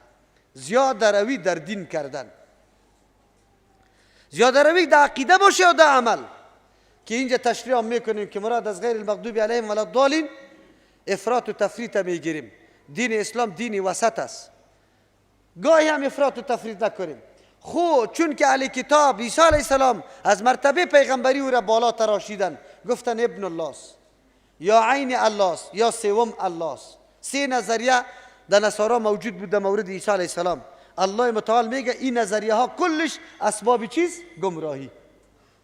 اگر این نظریه را ما تو پیدا کردیم، باز در جمله منعم علیهم داخل میشه یا ضالین. امروز مردم ما در حق شمس تبریز چی عقیده داشت؟ مردم ما در حق علی رضی الله عنه چی عقیده داره؟ خلق گویند که علی در نجف است، بیا ببین که اینجا چی؟ بیت الشرف است. علی را تشبیه داده به آفتاب، میگه آفتاب یکی او چیست رویش هر طرف است. علی رضی الله عنه را آفتاب جور کرده. آسان نبود جانب دوزخ بردن من آنجا که احمد مختار نباشه. الله میگه نمیتونه تا که رسول الله باشه که مرا در جهنم برده بتانه. این شعرها را شما بارها گفته او شنیده. تا لیرم کسی تایش ده اوتلا و ده ایجا مانده میشه. شعرهای شرکی کدام است؟ غلو در دین چی را میگه مردم؟ زیاده روی در دین. از ولی تو نعوذ بالله الله جور کرده. ما را مردم میگه شما خود کرامت قبول نداری. ما گفتم چرا نی؟ کسی از کرامت منکر شود او کافر است. نه، یکی کرامت است، یکی الوهیت است. تو به ولی کرامت ثابت میکنی یا الوهیت؟ اگر کرامت ثابت میکنی ما هم ثابت میکنیم. فرق ما و تو دینمی قدر است. ما میگم ولی اله شده نمیتونه، صفتای الوهیت در او نیست. ولی شفا داده نمیتونه، ولی بگوی مشکل حل کرده نمیتونه، آواز شنیده نمیتونه، علم سری حال ما نداره. ما ایره ولی میگم، تو میگی نه ولی شفا داده میتونه، اولاد داده میتونه. این صفات ولایت است یا صفات الوهیت؟ این صفات الوهیت است. تو فرق نکرده. غلو در دین یکی از اسباب گمراهی است. کسی که غلو در دین میکنه او در جمله منعم علیهم نیست، چرا که منعم علیهم مغایر امرای ضالین میباشه. دوم سبب دوم از غلو را شرک به الله متعال. سوره نساء آیه 116. اعوذ بالله من الشیطان الرجیم. ان الله، یقینا الله متعال، لا یغفر، بخشش نمیکنه، ایشرک به، که شرک کرده شود همراه الله، و یغفر ما دون ذالک، بخشش میکنه الله پایین تر از شرک، لمن یشاء، به کسی که الله بخواه، و من یشرک بالله، کسی که شرک به همراه الله میکنه، فقد ضل ضلالا بعیدا، شرک با الله کسی میکنه و گمراه شده در گمراهی خیلی دور از حق، خیلی دور از حقی در گمراهی مبتلا شده. شرک چی را میگه؟ نظر غیر الله را. سمنک که بیبی را پخته کردی با نظر بیبی، شرک است. به سخی صاحب صدا زدی در وقت مشکلاتت، یا سخی صاحب برس، شرک است. شرک. قسم به غیر الله خوردی، شرک است. طواف به غیر کعبه کردی، شرک است.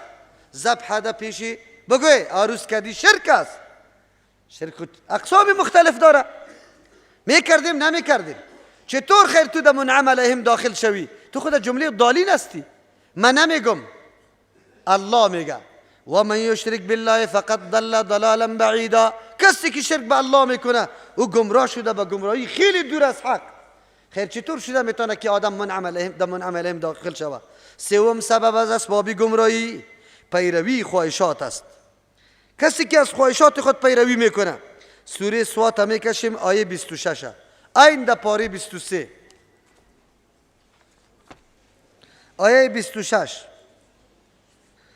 اعوذ بالله من الشیطان الرجیم. یا داود، و ای داود علیه السلام، انا جعلناک، یقینا ما گردانیدیم تو را، خلیفتا، نائب انبیاء سابقه، جانشین انبیاء سابقه، در سیاست، در حکمت داری، در دعوت دین، فی الارض، در روی زمین، فحکم، فیصله کو، بین الناس، در بین مردم، بالحق، مطابق واقعیت، مطابق به انصاف فیصله بکو، مطابق حق فیصله بکو.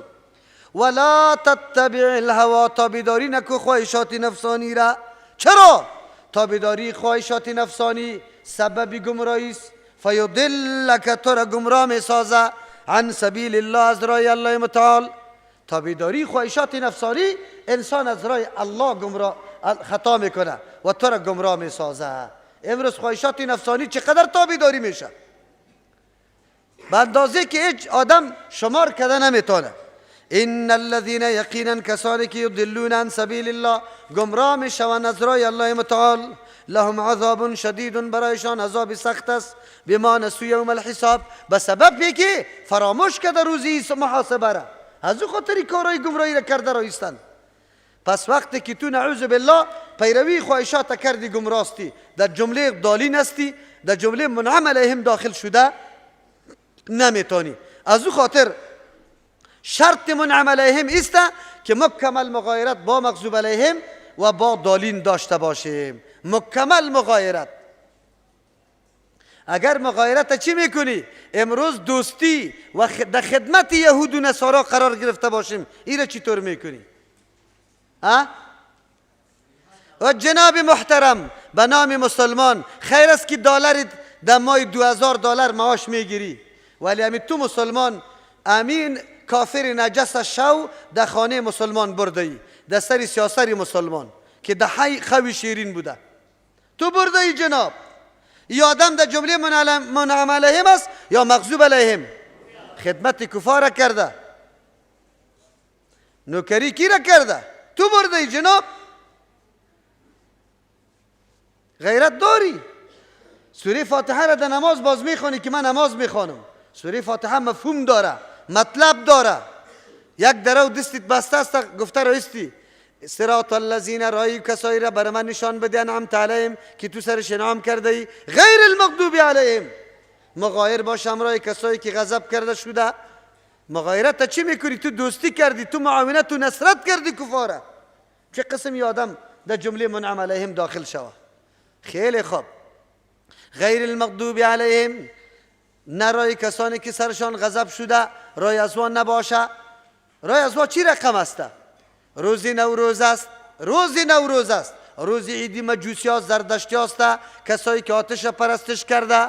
تو جناب محترم قبریتا در گرد قبر به نام علم مبارک گرفته رایستی، بلند کرده رایستی. کدام روز است؟ چرا جشن گرفتی؟ اگر روز افتخار است خب یک افتخار برام بگو. اسلام روزای افتخار جشن نمیگیره. چرا؟ به خاطر که افتخارات اسلامی قدر است. اگر هر روز کل افتخارات جشن بگیره یک روزم چی نمیمانه؟ افتخار نمیمانه. کل روزه میگیره. اسلام فقط 2 روزه برای جشن خوشی اورام ختم عبادت بزرگ است. یکیش رمضان مبارک ختم میشه، روز عید جشن گرفته میشه. فریضه بزرگ الله در سر میرسه، به دست جمعی جشن به خاطر گرفته میشه که به دست جمعی ختم میشه. دوم ایام حج مکمل میشه فریضه. بعد از 2 روز خوشی داری. این روز نوروز از کجا پیدا کردی؟ تو خو میگی صراط الذین انعمت علیهم، لیکن اونجا میری خودت یک کار اضافه هم کردی. نه تنها که روزی نوروز جشن گرفتی، یک کار بدعت دیگر را در زیارت رفتن هم درش مقرر کردی. در زیارت ها بیرقار هم سرش بلند میکنی. این از کجا کردی؟ کدام مسلمان هستی؟ بگیم دیگه غیر المغضوب علیهم. میگیم که منعم علیهم غیر است امرای مغضوب علیهم و امرای ضالین. حالا یک کمی تشریح میکنیم. علما اختلاف داره که مغضوب علیهم کیست، ضالین کیست. کسی میگه مغضوب علیهم کسانی است که در عمل خطا شده، ضالین کسانی است که در عقیده خطا شده. و همین صفت که در عمل خطا شده در یهود موجود است و که در عقیده خطا شده در نصارا موجود است. نصارا در عقیده خطا شده پیغمبر خود ابن الله میگه، بلکه عین الله میگه، بلکه الله ثالث میگه. یعنی این صفت دوا بسیار غالب است. اگرچه در یهود هم عزیر علیه السلام ابن الله گفته، خو این صفت در یا زیاد غالب نیست. در یا با علم عمل ترک کردن. یهود در عمل بسیار سست بودن، حتی الله کویتور هم سرشان بالا کرد. خب بازم کی چی شد؟ کویتور رو طرف شد. زول امام زلی تراویح بود، امام کنه و تراویح کنه، هیچ عمل نکردن. از او خاطر مفسرین میگه مغضوب علیهم کسانی است که در عمل خطا شده باشه و ضالین کسانی است که در عقیده خطا شده باشه. پس هر کس که در عمل خطا شوه عالم برجسته است، اینطور علم داره، اینطور حدیث و آیات یاد داره، خو لیکن در عمل مطابق قرآن و حدیث مطابق علم خود عمل نمیکنه، در جمله کیست؟ مغضوب علیهم است. در جمله کیست؟ مغضوب علیهم است. اگر در عقیده کسی خطا شده باشه، ولو که هر رقم آدم باشه، شب و روز نماز میخوانه، روزه میگیره، لنگرش چالان است، لیکن در عقیده خطا شده، شیخ عبدالقادر جیلانی غوث ثقلین میگه چی میگه؟ دستگیر برش میگه، پیرانی پیر برش میگه که دستگیر است. دست هر فریاد رسه میگیره در هر جایی که باشه. ای آدم ولو که شب تا صبح نماز میخوانه و روز تا بگار روزه میگیره، این در جمله کیست؟ ضالین است. این در جمله ضالین است. دوم ترجمه مغضوب علیهم کسانی هستند که امرای علم خطا شده، علم داره لیکن رای حق گذاشته. ضالین کسانی است که از روی جهالت رای حق گذاشته. امی صفت غالبا در کی؟ در یهود پیداسته که علم داره لیکن بگوی حق نپذیرفته، و نصارا علم نداشتن که حق نپذیرفته. اگر در اومد کسی پیدا شود که علم هم داره لیکن حق نپذیرفته، حدیث خوانده، دوره حدیث کرده، سند از حدیث داره، ایره داره، لیکن چی میکنه؟ امرای علم نپذیرفته. امرای ازی میفهمه که رفع الیدین سنت است لیکن نپذیرفته، در جمله کی داخل میشه؟ مغضوب علیهم. سند داره، سند دوره حدیث کرده، حدیثای متواتری رفع الیدین خوانده. اگر ضالین، اگر از روی نادانی نمیپذیره حق امیر رفع الیدین نمیپذیره، از روی نادانیش نمیپذیره، ایام در جمله کیست؟ ضالین است. چرا که دلیل موجود آمده او تو باز نمیپذیری. گپی رسول الله را به گوش میشنوی که عالم برات بیان میکنه، بازم تو میگی نه امام ابو حنیفه رحم الله نگفته.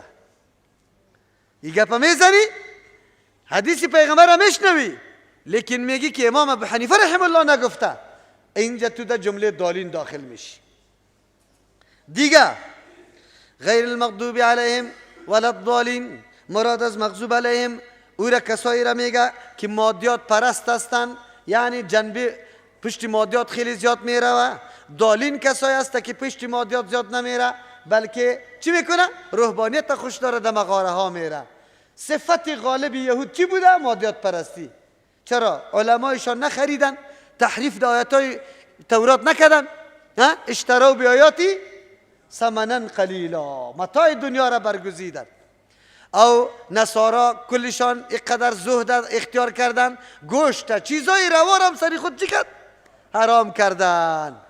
حالی اگر دایی اومد کسی پیدا میشه که مادیات پرست است، دین قربانی چی؟ زندگیش. مولوی صاحب چرا این بدعت میکنی؟ والا چی کنیم مولوی صاحب؟ یک دو روز روزی ما تیر شود، یک دو روز روزی ما تیر شود. او مولوی صاحب این روزی تو دمی امامت تیر میشه، برو موچیگری کو وی میتانی، الله برات دست و پای داده که کراکاری کو، خیر چرا میکنی؟ ایره مادیات پرستی میگه حق زیر پای کو، نگو واضح نکو، لیکن فقط در غم روزگار تیر شدنت باشی. این مادیات پرستی است یا نه؟ اینطور آدم در جمله کی میره؟ مغضوب علیهم. مغضوب علیهم عالمی برجسته است، لیکن شکار طاغوتا میشه. شکاری کی میشه؟ برای از وا عیبایشه پرده انداخته رویسته، فتواهای برش جور کرده رویسته. در کدام داخل است؟ در کدام طایفه؟ مغضوب علیهم. دالین کسایی که چیزای حلال هم سری خود حرام کرده. چیزای حلال هم من گوشت نمیخورم، چی میکنم؟ ترک دنیا کرده. من زن نمیگیرم، ترک دنیا کرده. من کالای خوب نمیپوشم، ترک دنیا. یک کسی بود کالای نو میگرفت، باز آستینایش چی میکرد؟ قیچی میکرد. البته میگفت که زهد اینمیسته. عمر رضی الله عنه در این طور عصر عمر رضی الله عنه بکار است. یک نفر کمکی خمک میرفت، زفت شد، گفت تقوا در این نیست که تو خمک بری، راست برو، لیکن تقوا در قلب است. در قلب. او آستینای خود چی میکرد؟ حالی هم همونطور مردم پیدا میشه. این گپا را اونطور نکنه. چیست؟ اصل پیغمبر اسلام در حدیث صراحتا گفت که مغضوب علیهم یهود است و دالین نصاراست. پس مطلب چی شد؟ که منعم علیهم کسانی است که مغایرت با یهود هم داره، بگه با نصارا. وقتی که یهود و نصارا اهل کتاب است، صاحب پیغمبر است، موافقت امرای از و در جمله منعم علیهم انسان شامل نمیشه.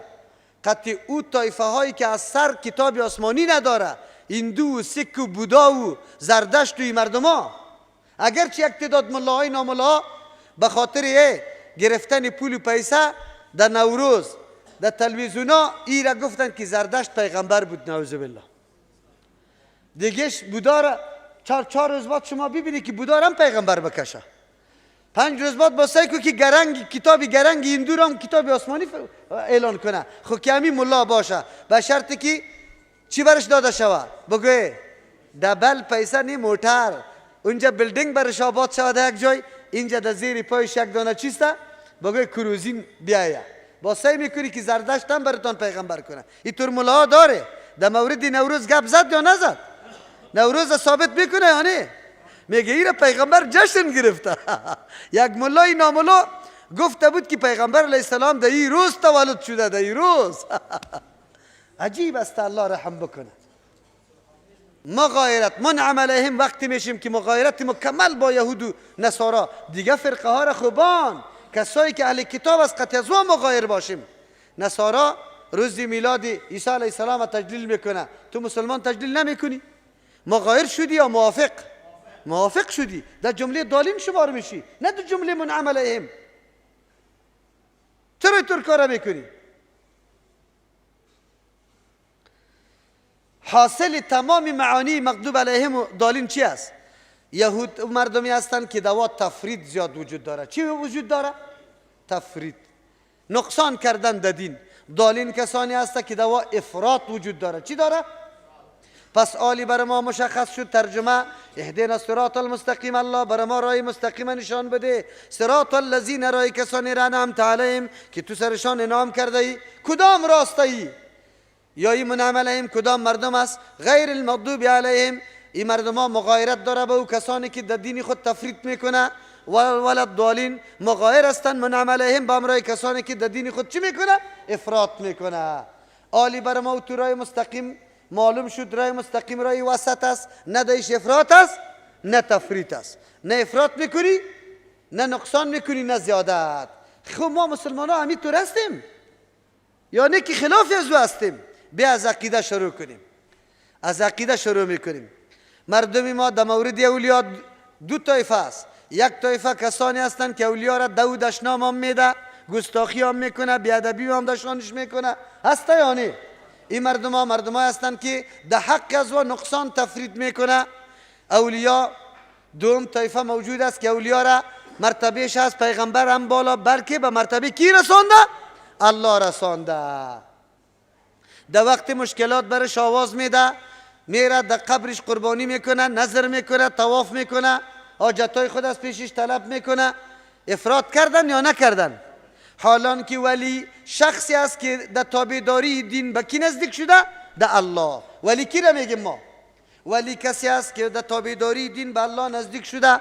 بس اوقات الله در دستش یک امر خلاف عادت جاری میسازه. چی میسازه؟ یک کار خلاف عادت جاری میسازه برای ثابت ساختن عزتی شخص. برای ثابت ساختن کی؟ خب جاری کردن امری خارق العاده کاری کی بود؟ الله. ولی در اختیار داشت؟ امی کار در اختیار نداشت. دیگه کارا را خب به طریق اولاد اختیار نداره.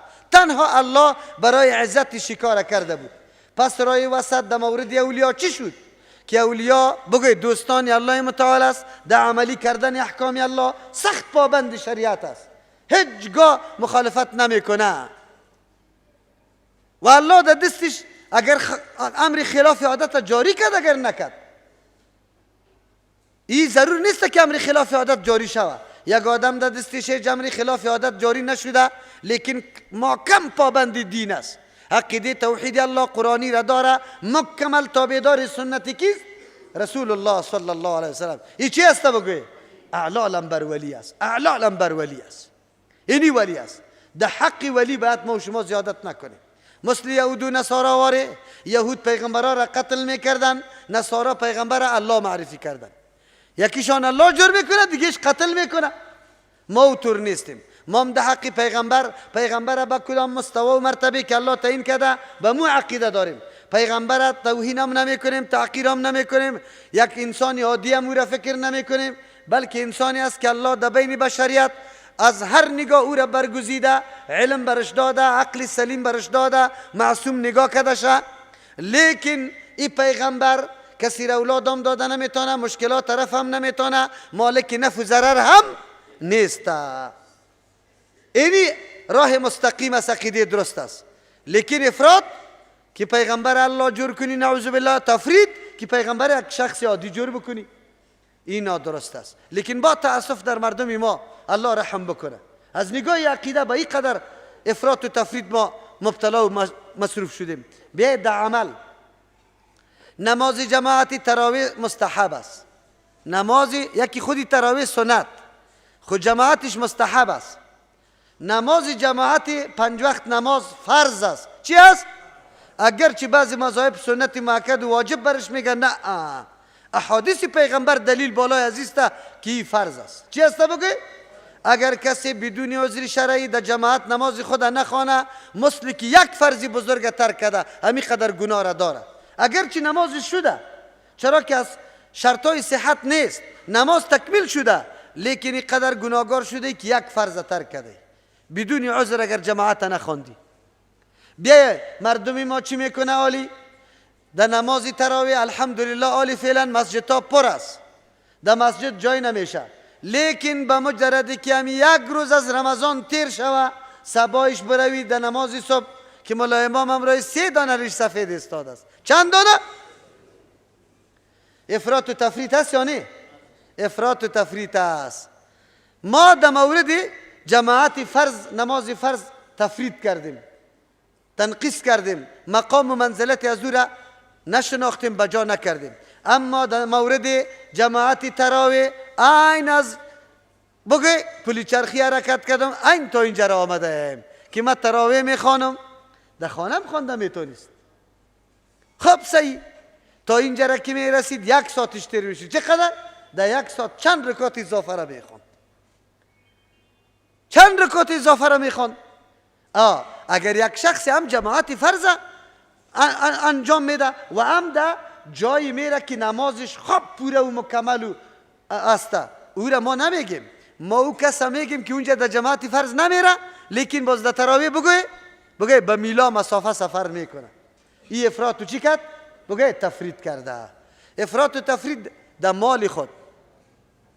هر خانوالای افغانستانی زمانی که سال پوره میشه، خصوصا دیاتا، ابی کشتکاری زمین جمع میشه، میوه و دانه زمینا جمع میشه، به نام ختم میگیره. به نام چی؟ بزغاله را نگاه میکنه، او را ذبح میکنه، برنج میاره، باز به نام ختم مردم جمع میکنه، ختم میکنه. ختم چیست؟ مردم برش مستحب میگه، ما میگم بدعت است. به خاطری که در زمان سلف صالح ما به این سیستم ختمه وجود، هر مسلمان باید قرآن خودش بخونه، اینمی ختم است. مردم جمع نکنه، اجزای قرآن تقسیم نکنه. مردمی ما اینمی ختمه هر رقم که شوه میکنه. لیکن وقتی که برش میگی یک لگ افغانی داری، زکاتش 2,500 افغانی میشه، میده؟ نمیده 2,500 افغانی را. زکات که فرض بود دایی تفرید کرد، حقی الله بود نداد. لیکن ختم که بدعت بود او را چی کرد؟ انجام داد. افراط و تفرید در دیگه جای. مرده شده، پدرش وفات کرده، قرضی سری پدرش قرضی مردم است، هر روز دروازه را تق تق میکنه، میگه پدرت قرضداریم است، پولی از را نمیده، میگه فعلا موجود نیست، آینده 1 سال 2 سال قرضی ازی باقی میمانه. او قرض یک مسلمان این قدر مهم است که رسول الله صلی الله علیه وسلم جنازه را سوال میکرد که سر ازی قرضی کسی است که میگفتن است، خودشون میگفت برید جنازه شب خواند، نمیخواند. تا وقتی که یک صحابی پیدا میشد در ذمه خود قرض از او را میگرفت، بعد از او جنازه شب میخواند. این آدم قرضی پدر خدا نمیده، لیکن در 3 و 4 بگوی دیگه تفتی پلو میبره از پیشش. افراط و تفریط هست یا نه؟ اوی که حق واجبی بود او را نمیدی، ای که هیچ سرت نیست، یک تبرع است، جانمردی است. اگر الله داد در پدرت صدقه بکو. ای را انجام میده، او را نمیده. افراط و تفریط چی را میگه؟ افراط و تفریط چی را میگه؟ قرآن کریم در ماه یک دفعه باز خو نمیشه که تلاوت شوه، امو پوششام یک کمی پاک شوه نمیشه. در مستری تا خیلی بالا رفع برش جور کردیم که خردکا خویش نرسه، تنها کلانا دستش برسه. یک وقتی قرآن کریم میگیریم، نقشای انگشتا در سری پوش قرآن کریم یا در سری قرآن کریم میشینه. لیکن تلویزیون بگوی سنو میه لطه را گرفته پاک کده رویسته، پدرم مادرم اولادام بیخی شیشهش او کرده. افراط و تفریط هست یا نه؟ چقدر پالش میده ایره؟ یه نه افراط و تفریط. خوب. کورس انگلیسی دختری جوان، یک کسی برامد بگاه گفت 3:30 بجه ما کورس دارم. 3:30 بجه خبر داری؟ برای کی؟ دخترای جوان 3:30 بجه کورس انگلیسی. تا چنده؟ تا 5. ما میگیم ما گفتم که 5 بجه ما درس داریم. خب مردم دخترها و زنای خود روان نمیکنه، میگه خیلی وقت است، خیلی وقت است ما روان نمیکنیم. صحیح کنه 5 بجه برای درس قرآن نمیمانه، 3:30 بجه برای کورس انگلیسی روان است. اینجا در ترجمه قرآن کریم در حالی که موتر به عزت و شرافت میبره انتقال میده نمیمانه شه.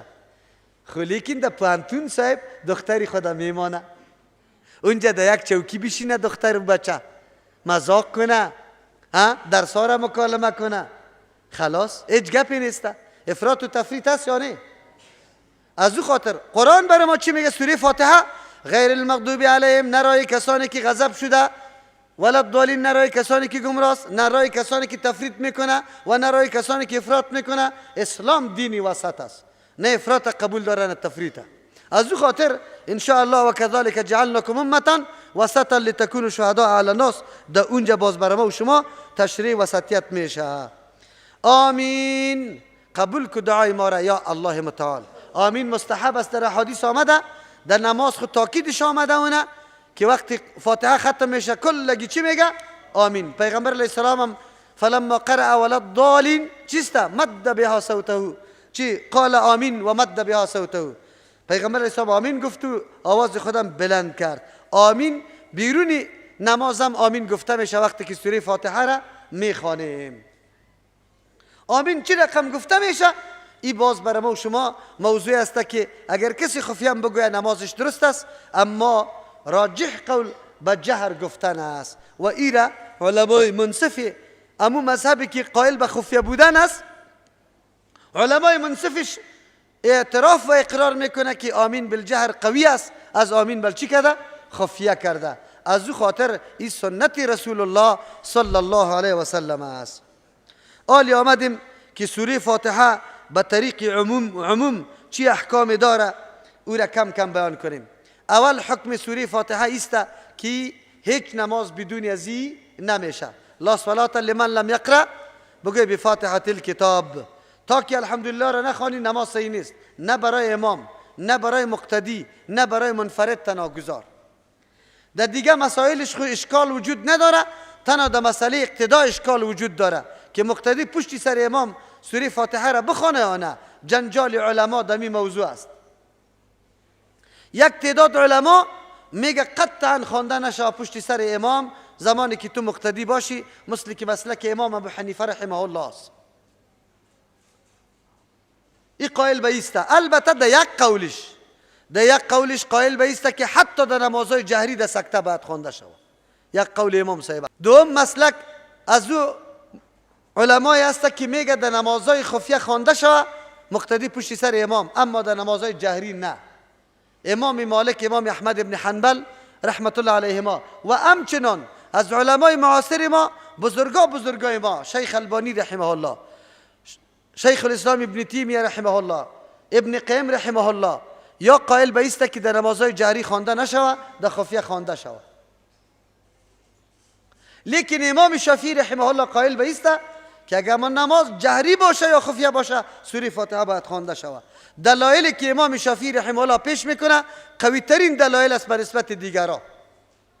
چرا که پیغمبر علیه السلام نماز صبحکی را خوانده، پشت سرش قرائت شده، روی مبارک دور داده گفت لعلکم تقرؤون خلف امامکم، شاید شما پشت امامتان میخوانید. صحابه گفته بله یا پیغمبر میخوانیم. پیغمبر گفته لا تفعلوا الا بفاتحه الکتاب، شما این کار نکنه که پشت سر امام بخوانه غیر از فاتحه. معلوم شد که پشت سر امام غیر از فاتحه دیگه قرائت چی است؟ من است. او حدیث هم که من کان له امام فقراءة الامام قراءة له، اونجا مراد از قرائت غیر از کی است؟ فاتحه است. چرا که رسول الله در یک موقع استثناء نکرد که گفته باشه لا صلاة الا بفاتحه الکتاب الا اذا کان بگوی مقتدیا، اگر مقتدی باشه باز پروا نداره. نه، مطلقاً گفته. او اگر ما مطابق سنت نماز بخوانیم هیچ اشکال هم وارد نمیشه که کسی بگویه که آیت قرآن کریم خو میگه که اذا قرئ القرآن فاستمعوا له و انصتوا، گوش برش بمانه و چپ باشه. اگر ما قرائت به طریق سنت بخوانیم الحمد لله رب العالمین، شما همی دستی گفته میتونی یا نمیتونی؟ راستانه بگی. الرحمن الرحیم مالک یوم الدین، میتونی یا نمیتونی؟ ام استماع میشه، ام انصات میشه، ام عمل به کل حدیثای پیغمبر صلی الله علیه و سلم میشه. یک حدیثشام خلاف عمل بی عمل باقی نمیمانه. اتفاقا کل محدثین فیصله شیسته که حدیثای پیغمبر آمد تا وقتی که امکان عمل سری کل حدیثا موجود بود، امو شق متعین است. امو شق چی است؟ چی است بگوی؟ امو شق متعین است. اگر امکان عمل به کل حدیثا بود امور عملی شود، اگر امکان موجود نبود بعد از او تو سعی میکنی تطبیق ده بین حدیثا بیاری که حدیثا را چه قسم تطبیق میکنیم. ما وقتی اگر مولای امامی ما قرائت وقفه بخونه کل حدیثا عملی میشه و به نزد کل علما اگر مقتدیان فاتحه را بخونه نمازی ما مکمل به نزد کلگی اتفاقا چی میشه؟ صحیح میشه. و حدیث پیغمبر در جای خود باقی میمانه. از او خاطر اگر کسی منصف باشه، اگر کسی محبت با رسول الله داره، اگر کسی خوش داره که نمازم واقعا شوه، هیچ ضرورت به جار و جنجال دیگه باقی نمیمانه. خلاص امام تمهل کنه، قرائت خود وقفه بخونه، هیچ جنجال باقی، نه تعارض میه در بین حدیثا، نه تعارض در بین حدیث و آیت میه. خلاص سوره فاتحه باید خوانده شود. ما خود ما اگر سر میخوریم با تیر امامی که فقط همینطور مسلسل روان است، ما در نفس خود میخوانم. اینجا چرا میخوانیم؟ خواندن در نفس تضاد با شنیدن و گوش گرفتن نداره. ایره خود علمای احناف هم میگه در موضوع خطبه جمعه، یا میگه که شنیدن خطبه جمعه واجب و ضروری است. لیکن وقتی که دمی خطبه ان الله و ملائکته یصلون علی النبی گفته شود، میگه درود در نفس خود چی کنه؟ بخوانه. چطور اینجا اجازه میدی اونجا نمیدی؟ درود گفتن در این طور موقع اختلافی است. بعضی علما میگه که در این طور موقع درود هیچ گفته نشود.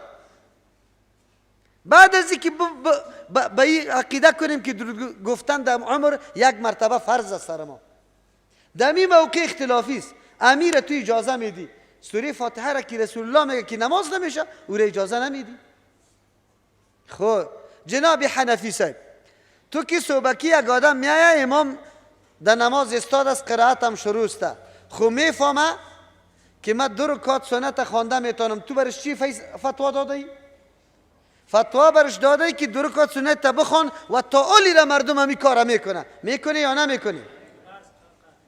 در حالی که او سنت درست هم نمیخوانه، او سنت که نقر دیک است و مثل نول زدن است. هست یا نه؟ که نماز حقیقت نداره. خود شما اجازه داده با وصفی که قرآن نمیشنوی، با وصفی که قرآن نمیشنوه، اینجا چرا نمیگه که سنت نخوان؟ به خاطری که شنیدن قرآن چی میشه؟ فوت میشه.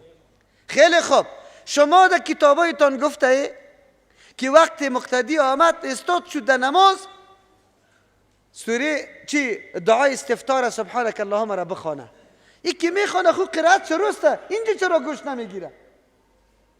که تاکید هم نیسته. خیر بیایی از انصاف کار بگیریم، محبت سنت رسول الله در قلب ما جا بگیره، دل ما سری مردم بسوزه که نماز مردم مکمل صحیح شوه. اماما را توصیه کنیم که خواب قرائت بکنن و مردم پشتی سر چی بخوانه؟ سوره فاتحه بخوانه. خیر و خلاص. گپ جور است، هیچ دیگه چیز باقی نمیمانه. چرا اینطور کار نمی کنیم؟ که خود زور زده که مخالفت آیت میاد، که مخالفت حدیث میاد، و مردکه اینی عمل بکنه مخالفت آیت میاد، نه مخالفت حدیث میاد. این حکم مجموعی سوره فاتحه است. سوره فاتحه با وصف که مختصر سوره است، با وصف که مختصر سوره است، لیکن بسیار احکام در این صورت وجود داره. از او خاطر بعضی احکام سوره فاتحه را کم کم ثمرات و لطایفش بیان میکنیم که چی لطایف داره سوره فاتحه. از جمله لطایف سوره فاتحه است ابتدای سوره فاتحه توسط ثنا شده، یعنی صفت کردن الله متعال. باز ما بینش از الحمدلله تا مالک یوم الدین ثنا است، صفت کردن الله متعال است. در ما بینش ایاک نعبد و ایاک نستعین التزام عبادت الله شده. در اهدینا الصراط المستقیم تا آخر طلب دعا شده. طریق عبادت الله برای ما معلوم شد. عبادت الله چی رقم میشه؟ ثنا و صفت الله را بیان کو، مثل که در سوره فاتحه است. بعد از او خود ملتزم عبادت الله جور کو، بعد از او از الله یک چیزی مطالبه بکو. ما دستای خود بالا گرفته می باشیم یا الله مرا نجات بده، مرا اولاد بده، نماز نمیخوانیم،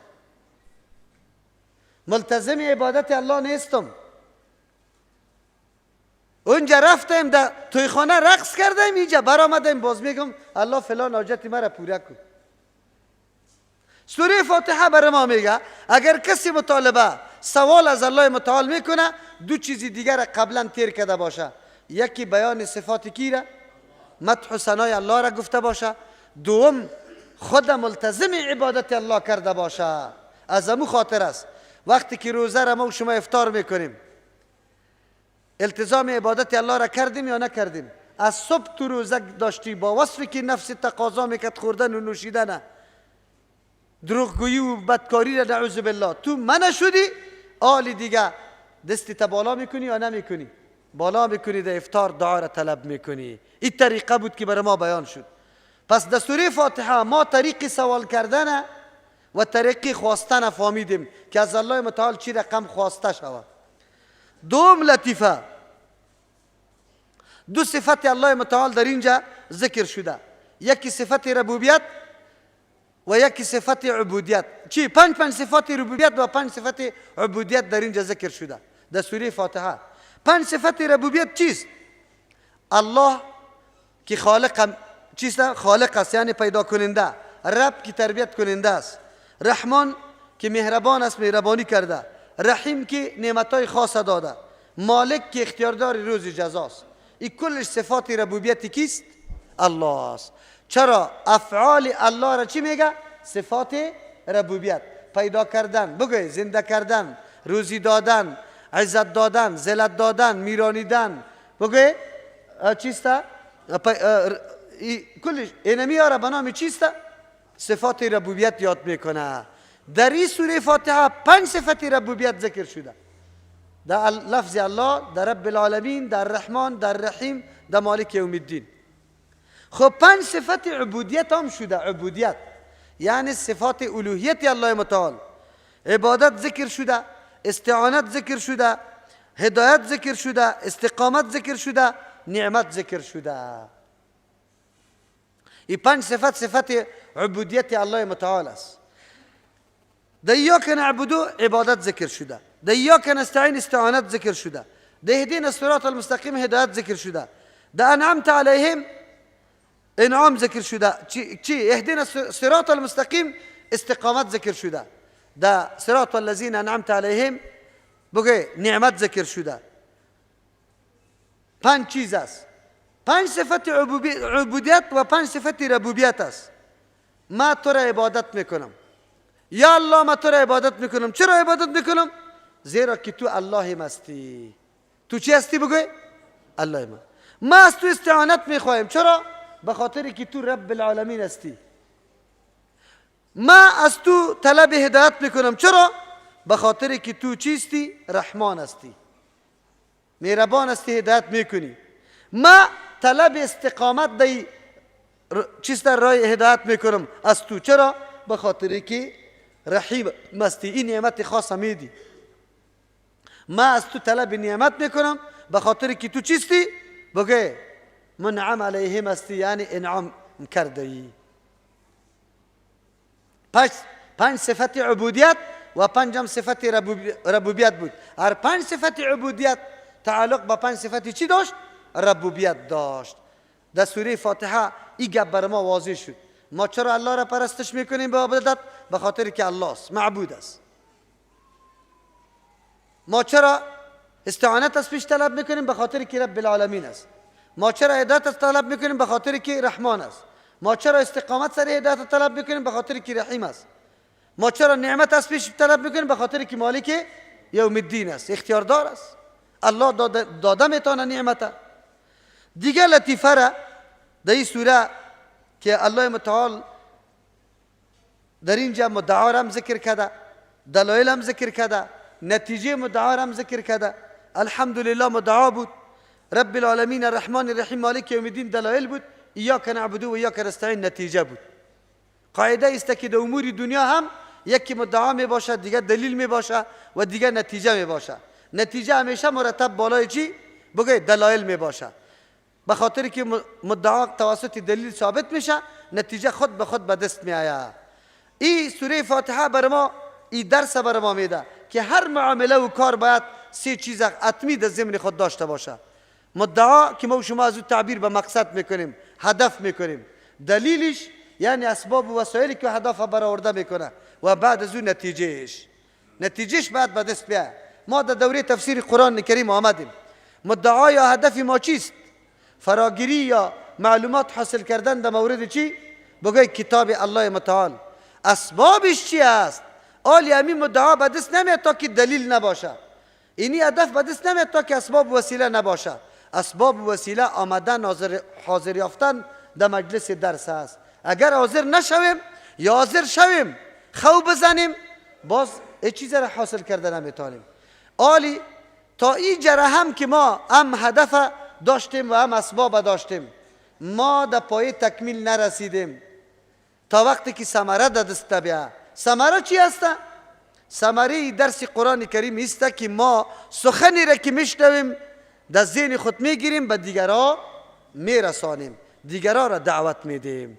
اگر این کار مرتب نشوه باز ما در منزل خود نرسیدیم، منزل ما ناقص باقی مانده. سوره فاتحه درس بر ما داد که هر معامله سه چیز باید داشته باشه: هدف یا دعوا و دلیل و نتیجه، یا هدف و اسباب و ثمره برش میگیم. این سه باید داشته باشه. دیگه در این سوره فاتحه 10 چیزی پنجگانه است. چند چیز؟ 10 چیزی پنجگانه است که پنج چیز در می باشه. اول چیزی پنجگانه که در اینجا ذکر شده اقسام معرفت است. 5 قسم معرفت در این سوره فاتحه ذکر است. اول معرفت ذات الله در الحمدلله، معرفت صفات الله در رب العالمین الرحمن الرحیم مالک یوم الدین.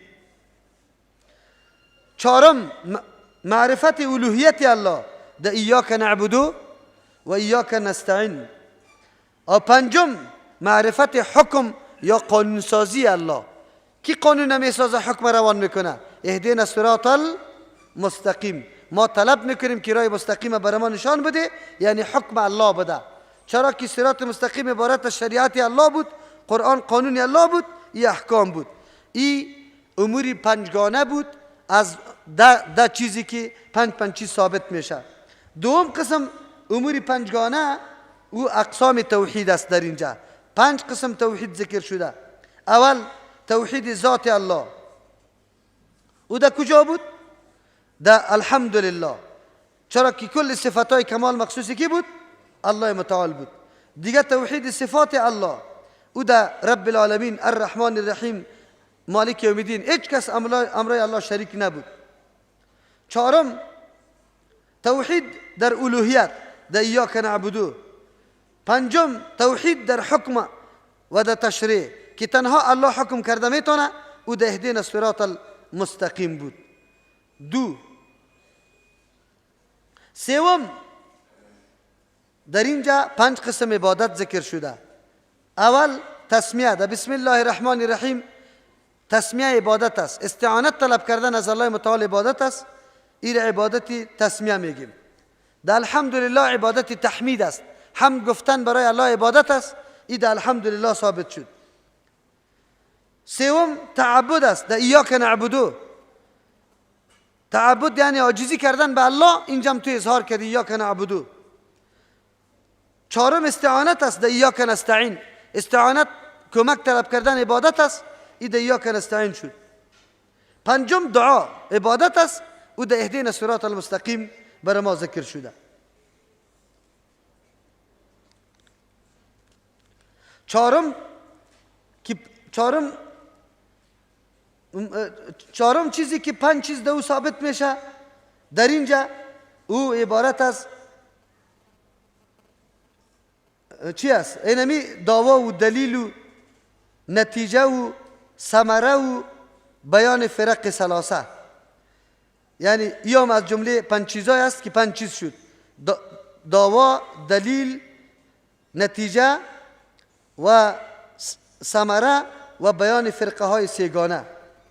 دیگه از جمله امور پنجگانه که در اینجا ثابت میشه، او رد بالای فرقه های پنجگانه است. او کدام است؟ رد بالای فرقه که توحید قبول نداره. الحمدلله گفتی، کسایی که الله را یک و یگانه نمیدونه سری از وا شد. و دوم قسم رد بالای طایفه شد که الله را خود قبول داره لیکن امرای شریک جور میکنه. در رب العالمین الرحمن الرحیم مالک یوم الدین رد سری از وا شد. 2 طایفه. 3 کسایی که قائل به است که نه عبادت مخصوص الله نیست، رد بالای از وا شد. ایاک نعبدو. چهارم کسایی که قائل به است که دعا از دیگه کسام طلب میشه دهدین صراط المستقیم تنها طلب دعا از الله شده رد بالا از وا شد او غیر المغضوب علیهم ولا الضالین دیگه کل فرقه های باطله سری کلش رد شد که مسلمان ها مغایر امرای از واسطه این دیگه قسم پنج قسم از جمله امور پنجگانه است که ما و شما به نام مخمسات یاد میکنیم.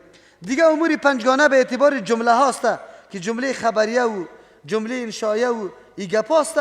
برای ما و شما او مناسب نیست. نمیگیم که این جمله خبریه انشایه او برای عزیز است که کسی که بحث علمی و نحو میکنه از صرف میکنه او مردم بعدی را بدانه. ضرورت به ما و شما نیست که او را ما در اینجا بیان بکنیم. دیگه در اینجا تقسیم طایفه ها شده. معلوم شد که 3 طایفه است. یکی جامع تمام صفات است. 2 صفت یک طایفه باید داشته باشه. معرفت حق هم برش حاصل باشه و عمل سر حق هم میکنه. اینی طایفه منعم علیهم است. کسی که حق هم میشناسه و عمل سر حق هم میکنه. اینی طایفه نجات یافته است و اینمی طایفه در جمله منعم علیهم است. اگر 2 صفت یک صفت در یک طایفه موجود نباشه یا هر 2 صفت نباشه او از جمله طایفه باید. الحمدلله که گفتیم که کل صفتهای کمال مخصوص الله است. این دلیل بالای موجودیت الله شد. یعنی موجودیت الله مختار، صانع مختار، سازنده است، دنیا و نظام مکمل ساخته. در رب العالمین که گفتیم وحدانیت الله دال برای وحدانیت الله شد. در الرحمن الرحیم که گفتیم ای دال بالای رحمت الله شد، دلیل بالای رحمت الله شد. در مالک یوم الدین ای دلیل بالای کمال عدالت الله شد. یعنی کل صفتای ربوبیت الله است و در سوره فاتحه شناخته شد. همین قسم معبودیت الله که شناخته میشه او هم توسط 2 امر خلاصه میشه. یکی اعمال است و یکی که ثمره سری عمل مرتب میشه. اعمال بنده 2 رکن داره. کدام کاری را که بنده میکنه این 2 رکن داره.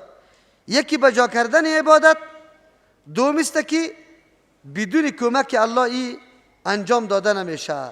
در ایاک نعبدو اشاره میکردی به انجام عبادت. در ایاک نستعین اعتراف داشتی که بدون کمک الله انجام نمیدم. پس در این صورت بندگی انسان کامل میشه. یعنی تو بنده الله میشی و الله معبودت میشه. این از نگاه عمل بود. از نگاه ثمره که مرتب میشه او حصول هدایت است. یعنی بری تو راهیابی حاصل شوه و ثابت قدم سر از او بمانی که او در اهدنا الصراط المستقیم صراط الذین انعمت علیهم برات ذکر شده. در این سوره فاتحه دلایل ثبوت نبوت هم است که نبوت سرش چی میشه؟ ثابت میشه. توحید ثلاثم ثابت است، مثل که موضوع قرآن کریم بود. توحید در الوهیت، توحید در ربوبیت، توحید در اسماء و صفات. توحید الوهیت الحمدلله، توحید ربوبیت در رب العالمین، توحید اسماء و صفات در الرحمن الرحیم مالک یوم الدین. اثبات نبوت هم در سوره فاتحه شده، به خاطر که اهدنا الصراط المستقیم گفتی الله برای من راه مستقیم راهنمایی کو. بدون تعلیمات پیغمبر راه مستقیم معلوم شده نمیتونه. از او خاطر ضرورت به پیغمبر شد. پس اثبات نبوت هم در اینجا میشه. دیگه در اینجا در اثبات جزا شده. یعنی انسان بعد از انتهای عمرش مطابق عمل کردش پاداش میبینه. او در کلمه مالک یوم الدین برای ما ثابت شده. یعنی عقیده موضوع آخرت. چون که ایمان ما 6 رکن داره: الله، ملائک، کتابا، انبیاء علیهم السلام، تقدیر و روز آخرت. از او خاطر کلش در اینجا ثابت میشه. چرا که توحید خواست الحمدلله شد. آل ایمان به ملائک به خاطر که هدایت حاصل میشه توسط پیغمبر، سری پیغمبر وحی بدون ملک نیست. اونجا ایمان به ملائک هم آمد. پیغمبر ایمان سر پیغمبر هم آمد. ایمان به کتاب است. چرا که وحی کتاب آسمانی می باشه او بالای پیغمبر آمده. او هم ده اهدنا الصراط المستقیم ثابت شد. موضوع تقدیر شد. یا که نعبدو که میگیم ما عبادت میکنیم، معلوم شد که اختیار داریم، ما مختاری کامل هستیم در کسب خود که عبادت میکنیم نعوذ بالله یعنی که ناشکری میکنیم، کدامش هم میکنیم. و روز آخرت موضوعش او در مالک یوم الدین برای ما ثابت شد. دیگه در این سوره فاتحه رد بالای تمام فرقه هاست. تمام فرقه های اهل بدعت در اهدینا صراط المستقیم رد شد، به خاطر که فرقه های که بدعت میکنه و مخالف صراط مستقیم میباشه. تو خود گفتی که الله برای ما راه مستقیم نشان بده. دیگه معرفت حق و عمل به او بدون صراط مستقیم حاصل نمیشه. از او خاطر فرقه های باطل در اینجا رد بالایشان شده و اصلاح دین توسط اهدینا صراط المستقیم میشه. پس کسی که خلاف دین عمل میکنه و از مسلمان یعنی از جماعت قرآن دور است، رد سری از وام شدن. کسایی که مخالفت عمل بالای قرآن میکنه وام کلشان برآمد از دایره دین برآمد. پس مسلمانای خالص در اینجا برای ما ثابت شد که کسانی است که پیروی کتاب الله و سنت رسول الله صلی الله علیه و سلم میکنه. این بود تفسیر سوره فاتحه. ان شاء الله که ما و شما خلاصه برای خیلی زیاد تفصیل نکردیم، ان شاء الله برای ما کافی است، چون سورتی است که در هر رکعت نماز میخوانیم باید مطلب و مقصد سوره فاتحه را آشنایی داشته باشیم که نماز ما نماز توتی واره نباشه، بلکه وقتی تلفظ میکنیم الحمدلله مطلب شب دانیم و لا اقل توجه ما طرف بعض معناهای سوره فاتحه هم پیدا شود. الله متعال توفیق عمل بر ما نصیب بکنه. سبحان ربک رب العزة عما یصفون و سلام علی المرسلین والحمد لله رب العالمین. دعا بکنید در حق بعضی دوستا، خصوصا یک تفلک مرمی خورده که الله شفای کامل برش نصیب بکنه. الله متعال کل حاجات و ضروریاتی که ما و شما مشروع داریم الله برآورده بسازه. الله گناههای ما و شما را معاف کنه. پروردگار جل جلاله به فضل و احسان خود از هر قسم گمراهی ها و شکوک و شبهاتی که در زندگی ما از ما صورت گرفته الله کلش معاف کنه و ما را در صراط مستقیم، جاده مستقیم برقرار داشته باشه. از هر قسم انحراف و گمراهی ما را نجات بده. پروردگار کل اهل اسلام توفیق نصیب بکنه که در صراط مستقیم روان شوه و در جمله منعم علیهم ما را شمار کنه. ربنا تقبل منا انك انت السمیع العلیم.